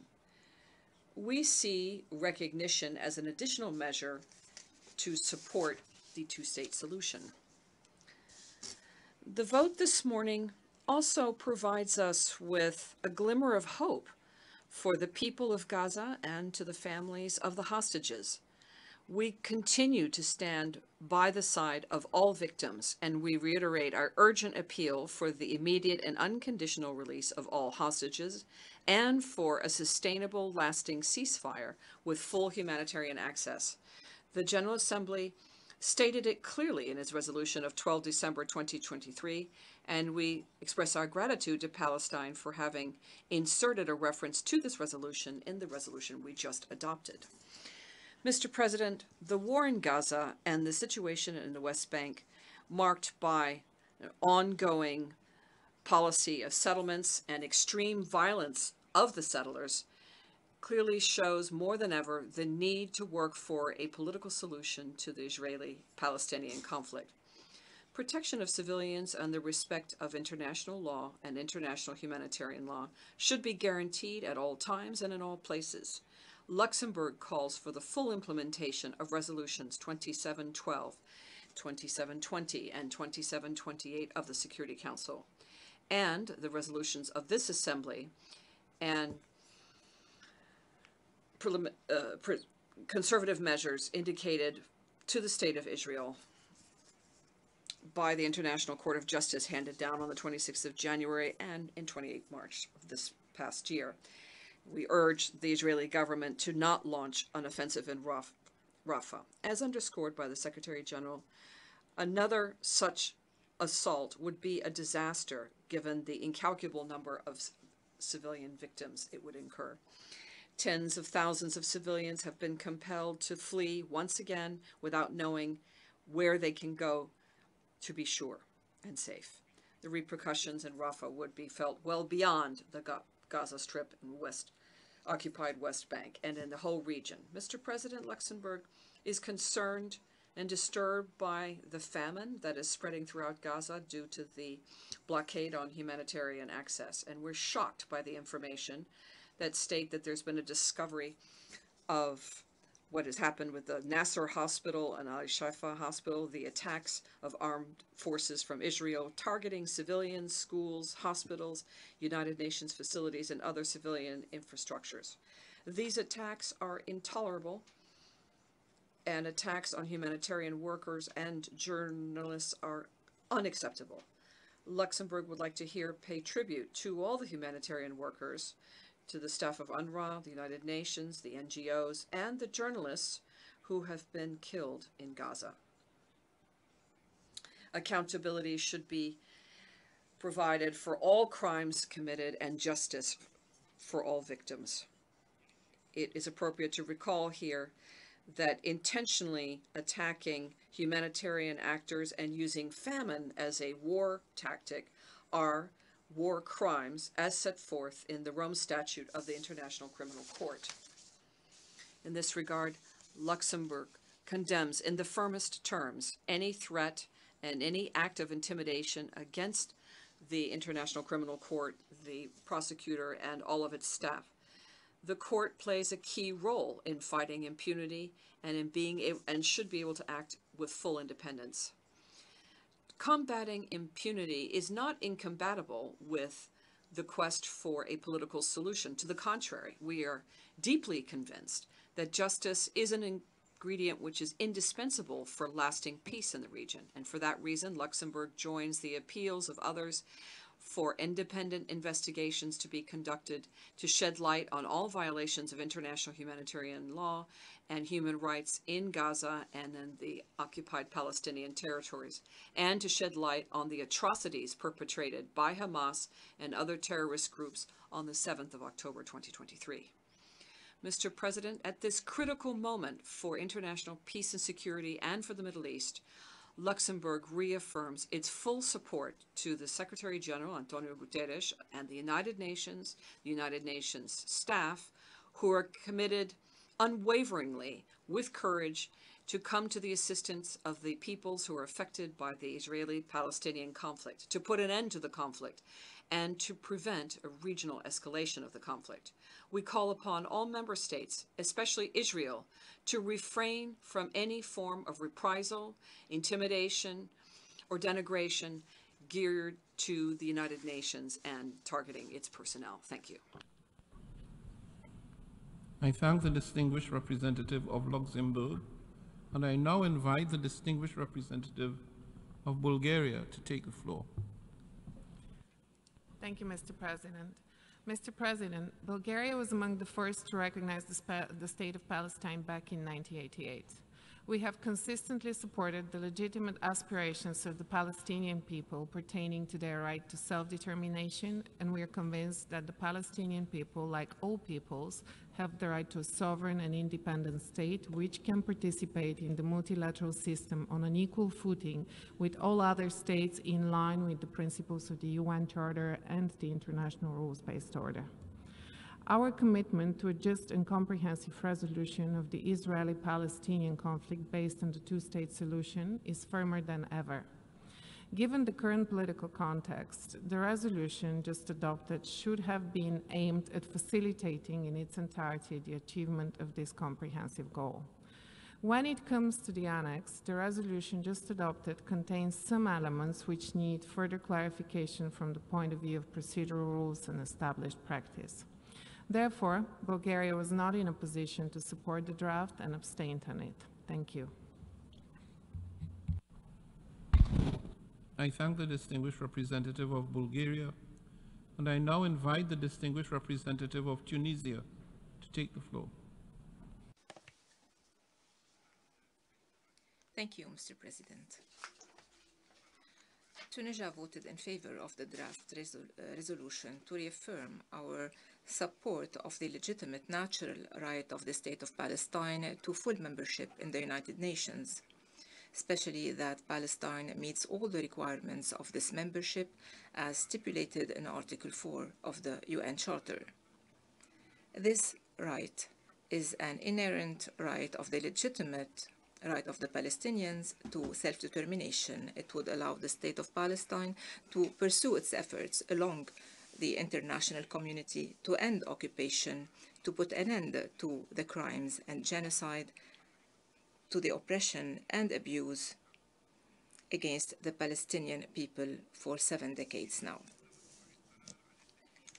The fact that the draft resolution garnered the support of more than 2/3 of the member states represents a clear message confirming the right of the Palestinian state to occupy its natural place among the wider membership.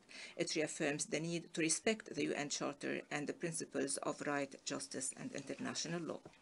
Mr. President, Tunisia reaffirms its steadfast and principled support for the right of the Palestinian people to restore their legitimate, inalienable, imprescriptible rights, most notably their right to self-determination and to the establishment of their independent, fully sovereign state on all the land of Palestine with Al-Quds al-Sharif as its capital. Tunisia calls upon the international community and the Security Council once again to shoulder their historic, legal, and moral responsibilities to put an end to the ongoing massacres against the Palestinian people in Gaza and in the rest of the occupied Palestinian territories, to establish the truth concerning the mass graves that were discovered, and to stop providing the occupation forces with weapons. These massacres and crimes that have crossed all the lines and which are being perpetrated by the occupation forces, which persist in abusing the Palestinian people and violating their rights amidst an ongoing international silence and a lack of accountability, owing to the special support Israel is receiving in the Security Council. This support emboldened it to ignore international law and UN resolutions. We call for an immediate end of these crimes and to holding the occupation accountable, to also hold accountable those responsible for genocides and war crimes. We beseech the international community to stand firmly and seriously away from any political considerations or double standards, and to prevent another crime against more than 1.5 million Palestinians that were forcibly displaced to Rafah, to allow the delivery of humanitarian assistance and all basic necessities that are denied by the occupation forces, which are using starvation as a means of warfare. In conclusion, we reaffirm that the right of the State of Palestine to full membership in the United Nations cannot be doubted, denied, or misinterpreted. It is a historic, inalienable, established right that was adopted by the overwhelming majority of the international community as one of the most important pillars of a just, comprehensive, and lasting solution to the just Palestinian cause. It will restore rights to their owners. In this context, we call upon the Security Council to reconsider favorably the full membership of the State of Palestine. This would be a first step towards justifying a situation that runs counters to the principles of right, justice, and the purposes of the United Nations. Thank you, President. I thank the distinguished representative of Tunisia, and I now give the floor to the distinguished representative of Estonia. Mr. President, Estonia voted in favor of the resolution in order to reaffirm our unwavering support to a just and comprehensive resolution of the Israeli-Palestinian conflict based on the two-state solution with the State of Israel and an independent, democratic, contiguous, sovereign and viable State of Palestine, living side by side in peace and security. We support revitalizing a political horizon and reinvigorating international efforts towards this goal. Estonia supports granting the State of Palestine additional rights and privileges for participation in the work of a General Assembly without setting a precedent and in full conformity with the UN Charter, i.e. excluding the right to vote and putting forward candidacies to United Nations organs and maintaining the status of a non-member observer state. Estonia's vote in favor does not constitute bilateral recognition of a State of Palestine. I thank you.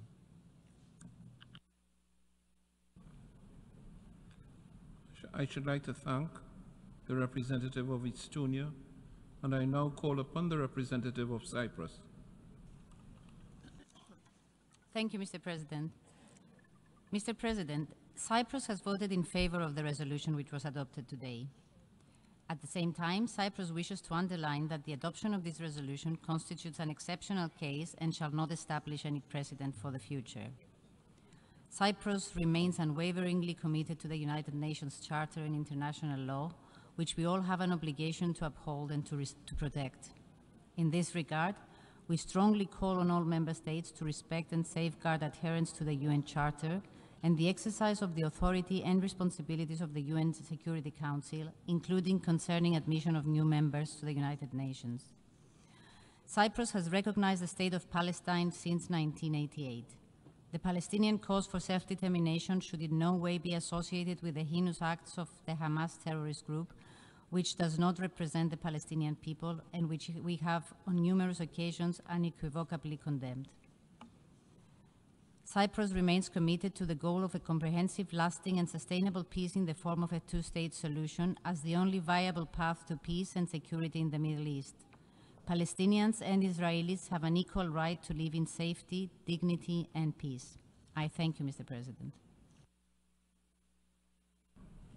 I thank the representative of Cyprus, and I now invite the representative of Slovakia to take the floor. Thank you, Mr. President. I'm taking the floor to deliver the explanation of Slovakia's vote on draft resolution L30 Rev 1. Slovakia voted in favor of this draft resolution enhancing the participation rights and privileges of the State of Palestine in the United Nations General Assembly. At the same time, we acknowledge that the way towards the membership of the State of Palestine in the United Nations is through agreements that are reached by the parties and after receiving a positive recommendation of the admission from the UN Security Council. Mr. President, my delegation has voted for this draft resolution with the understanding that the modalities foreseen in the resolution are in accordance with the rules and procedure of the United Nations General Assembly and the United Nations Charter. Our decision was guided by the desire to strengthen the cause of peace between Israelis and Palestinians and our unequivocal support for the two-state solution. I strongly emphasize here that Slovakia opposes any attempt to isolate Israel in the United Nations. Mr. President, as we have indicated on other occasions, we condemned in the most forceful way the atrocious terrorist attacks of Hamas on Israel and recognize the right of Israel to defend itself. In the same strong manner, we deplore all loss of civilian life and reiterate the importance of ensuring protection of all civilians at all times in line with international humanitarian law. The recent cycle of violence in the Middle East presents a stark reminder of the need for the resumption and acceleration of the peace process leading to a two-state solution to the Israeli-Palestinian conflict and sustainable peace in the region. We cannot return to the pre-October 7 status quo. To conclude, I want to say that we are worried about the surge in anti-Semitic and Islamophobic incidents in the world since the start of Israel-Hamas war. There is no excuse for anti-Semitism nor for anti-Muslim hatred. Thank you for your attention. I thank the delegate of Slovakia for his statement, and I now invite to the floor the delegate of Poland. Mr. President, Poland understands and has supported the Palestinian people's aspiration for self-determination and statehood for decades. We recognize the Palestinian Declaration of Independence in 1988. We also remain on the side of peace and stability in the Middle East. Both Palestinians and Israelis have lived in fear and suffering for much too long. Mr. President, our country is committed and ready to work tirelessly with the parties and regional and international partners to promote a return to a meaningful diplomatic process leading to a negotiated two-state solution built upon the internationally agreed parameters. The solution which will fulfill the aspiration of both sides. The solution where the State of Israel and independent, democratic, contiguous, sovereign and viable State of Palestine live side by side in peace and security and mutual recognition. In that context, we stress that terrorism aimed at the civilian population is never justified and cannot be tolerated under any circumstances, and that every country has the right to defend itself and its citizens against terrorism in compliance with international law. This is why Poland constantly raises these issues at the UN and all other relevant fora. However, Mr. President, we notice with great concern that the perspective of implementation of the two-state solution seems to be further than ever. Thus, we need to continue supporting Palestinian statehood in accordance with international law. We consider the General Assembly resolution on Palestine's membership in the United Nations as a right and important step in this direction. And this is why we have decided to vote in favor of the document. Mr. President, as a long-standing advocate of the principle of equal rights and self-determination of peoples, as stipulated in the UN Charter, Poland is glad that the adopted document provides additional rights and privileges to the State of Palestine. We perceive this enhanced status as the next step in Palestine's pursuit to a full UN membership in accordance with Article 4 of the UN Charter. We believe that this pursuit is an inalienable right of the Palestinian people. We also believe it is the only realistic way to bring the lasting peace and security that both Palestinians and Israelis fully deserve. And I thank you.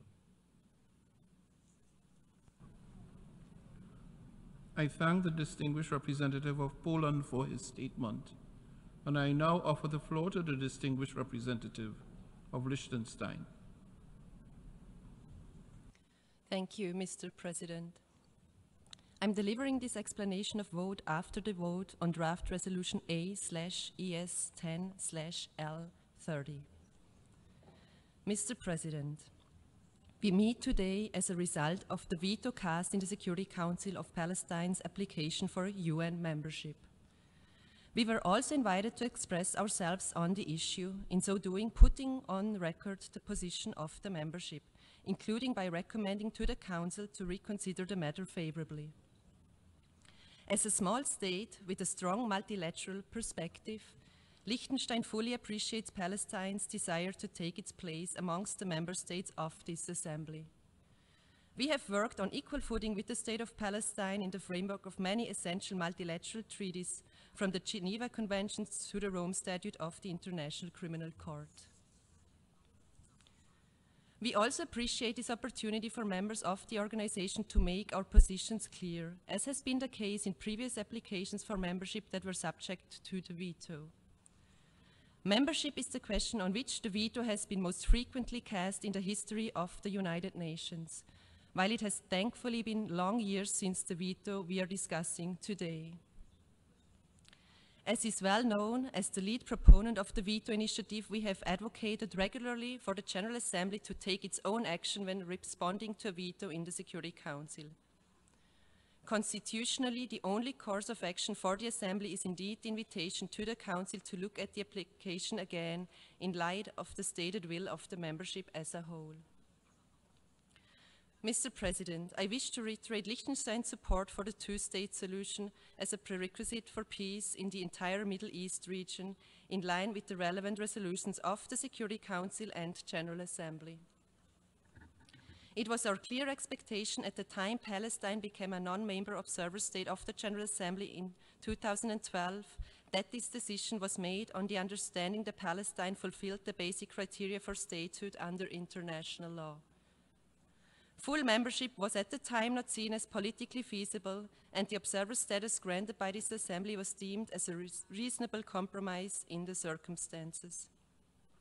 Instead, the prospect of membership was seen by some as incentivizing the Palestinian Authority to engage in serious and credible negotiations towards a two-state solution. Unfortunately, since the adoption of the resolution confirming Palestine's status as an observer state, we have not seen progress in the negotiations between the parties.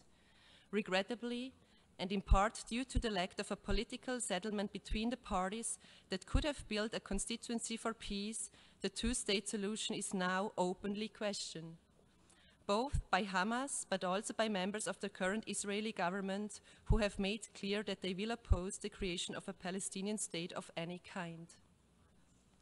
Instead, it appears that the lack of progress in negotiations and accordingly in the posture of our organization has strengthened these actors by ensuring that the status quo ante from which they benefit remains in place. They have in turn increasingly created facts on the ground that make the implementation of the two-state solution much more difficult. Given this dynamic, it is thus neither appropriate nor effective to use the denial of Palestinian membership in this organization as a leverage towards final status negotiations. Mr. President, the membership of the State of Palestine in the United Nations would be an expression of the right of the Palestinian people to self-determination under international law. Its reconsideration by the Security Council in light of the criteria contained in Article 4 of the UN Charter is a necessary step in this regard. The membership would demonstrate our commitment to ensure that the Palestinian people are able to live in a secure, peaceful and dignified manner, side by side with the State of Israel as two states with equal rights as envisaged in Resolution 181 of this Assembly. Mr. President, this is why Liechtenstein has voted in favor of today's resolution. We are grateful to the authors of the text for having accepted revisions to their original text, which makes it clear that the provisions of the resolution are in line with the Charter of the United Nations. We further put on the record our continued condemnation of the terrorist attacks of 7th of October. Today, this Assembly has made an unequivocal statement in support of the two-state solution. I thank you.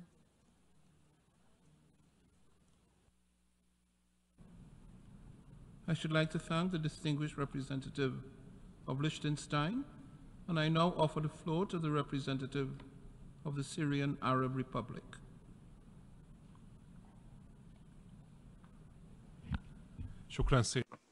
I thank you, Mr. President.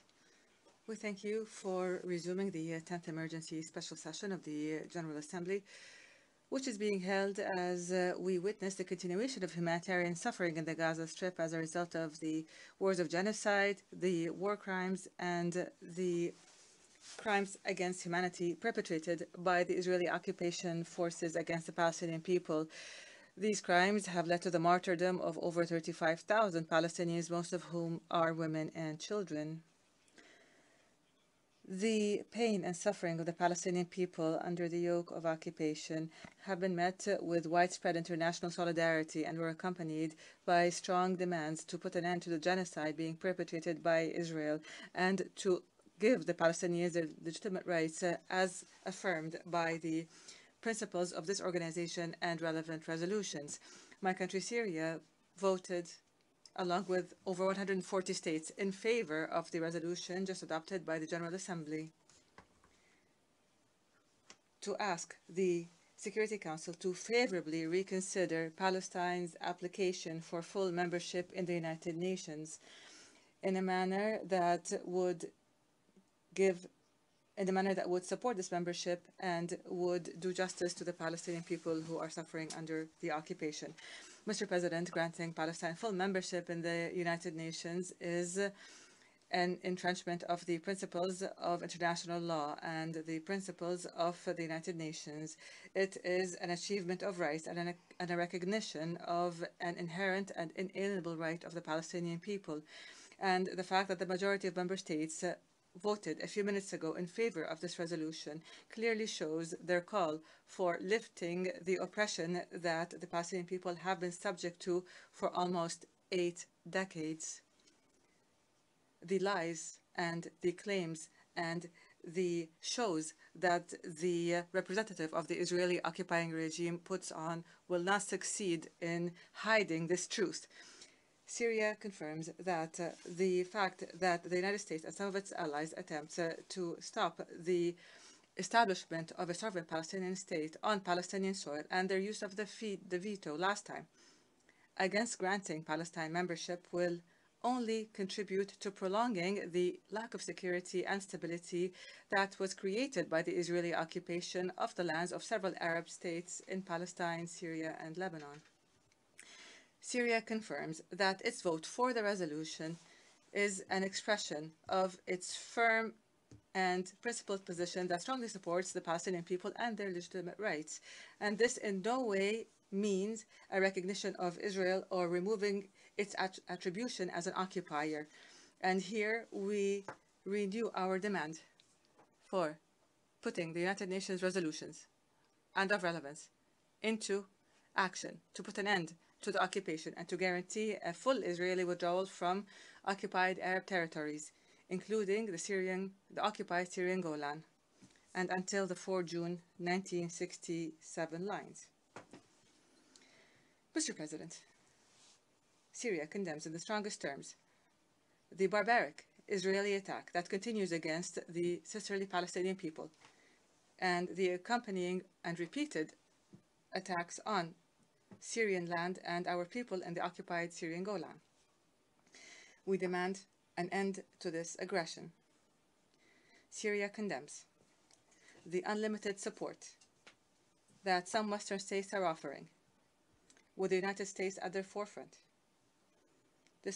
We condemn the support that is being given to Israel as it perpetrates violations and crimes and aggressions in Palestine, in Syria, and Lebanon, And we condemn that it prevents the Security Council from upholding its responsibilities to maintain international peace and security. This shows this Western support for Israel by a handful of Western states. This support shows hypocrisy and double standards in dealing with matters of human rights and with matters on the maintenance of international peace and security and the noble principles and values that have been upheld in the Charter of the United Nations. Syria reiterates its support for the Palestinian people as they struggle to liberate their occupied land. We stress the need to immediately stop the Israeli aggression and to offer urgent humanitarian aid to the people of Gaza and to stop their forceful displacement and eviction. And we warn of the dangers of attacking Rafah, which is the last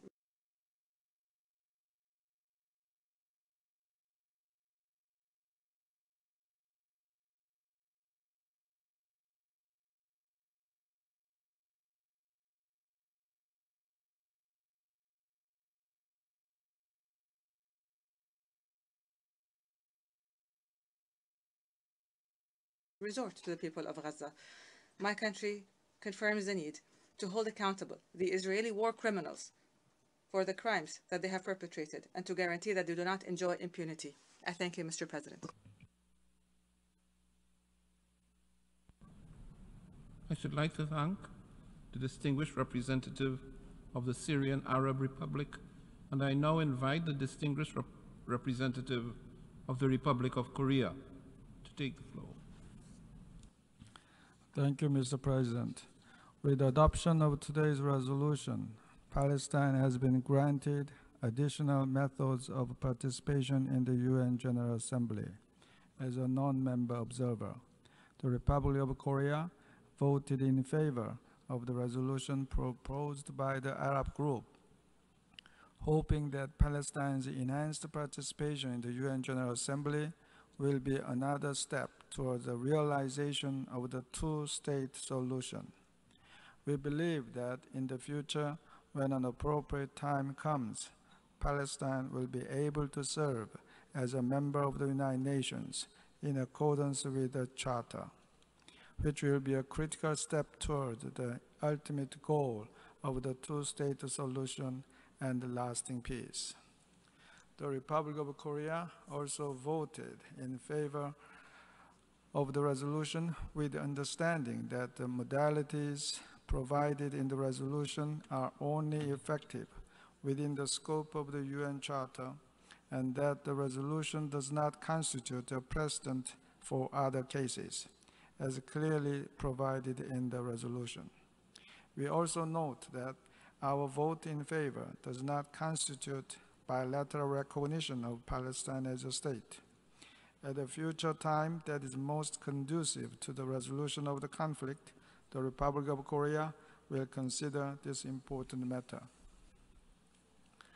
Mr. President, more than 7 months has passed since the outbreak of the current situation, triggered by the horrendous terrorist attacks by Hamas against Israeli civilians. The ongoing military operations in Gaza by Israel has caused unfathomable suffering for innocent Palestinian civilians in Gaza. And now we are standing at a critical juncture that could either lead to a deal for a vital ceasefire and the release of hostages, or a massive and bloody ground operation in Rafah, where 1.4 million people are packed with despair and fear. At this stage, it is vital that the utmost diplomatic efforts by the US, Egypt, and Qatar can lead to an invaluable outcome. As such, we urge the parties to the conflict to prioritize the suffering of Gazan civilians and Israeli hostages over any other considerations, and to take the right path towards the ceasefire. Neither the 2.3 million people in Gaza nor the Israeli hostages and their families deserve this tragedy. Mr. President, with the adoption of today's resolution, we hope that Palestine can play a bigger role in contributing to securing peace and stability in the Middle East, and that this resolution will expedite long overdue negotiations between the parties toward the common and much anticipated goal of the two-state solution and peace, security, and dignity for all. I thank you, Mr. President.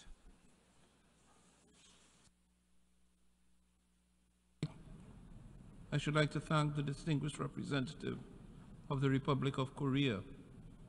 We have heard the last... I now offer the floor to the distinguished representative of Switzerland.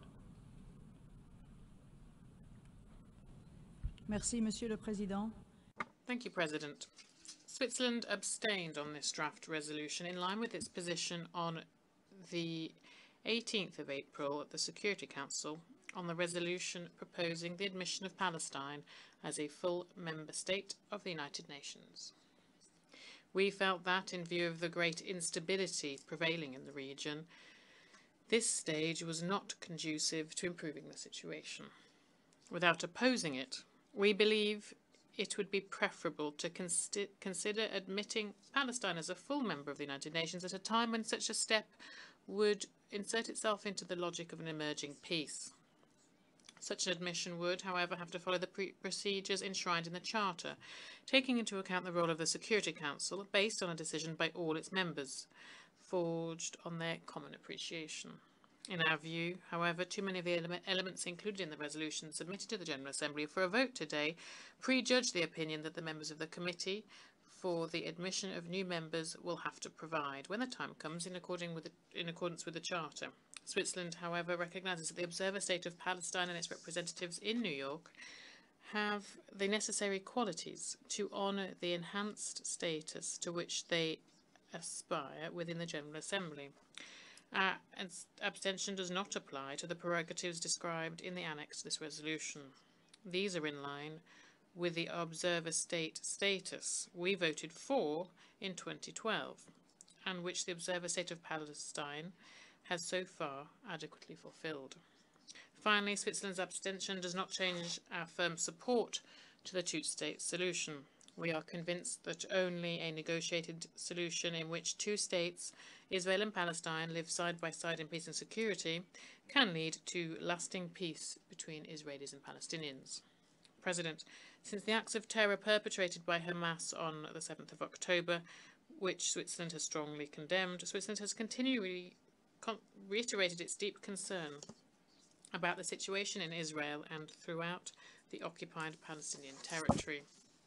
Already catastrophic for the civilian population, the situation is likely to worsen tragically in the event of a major Israeli military offensive at Rafah. Such a prospect is unacceptable, and Switzerland reaffirms its opposition to such an operation. Humanitarians are far too often targets of violence and hostilities. Attacks such as the one on UNRWA premises in East Jerusalem are unacceptable. Humanitarians must be able to do their work in complete safety. Humanitarian relief personnel and property used for humanitarian relief operations must be respected and protected at all times. It is essential for the parties to implement the binding resolutions adopted by the Security Council, as resolutions 2712, 2720, 2728 and 2334 also reiterate. Switzerland recalls that parties must respect their obligations under international law, in particular international humanitarian law and human rights law. Amongst these obligations, Switzerland recalls in particular that forcible transfer is prohibited in the same way as the deliberate use of starvation as a method of warfare. It is time for a ceasefire. The safety of civilians must be ensured. All hostages must be released immediately and unconditionally, and safe, rapid and unhindered access for humanitarian aid must be allowed throughout the Gaza Strip via all crossing points. This tragedy has gone on far too long. It is time to put an end to it. Thank you very much.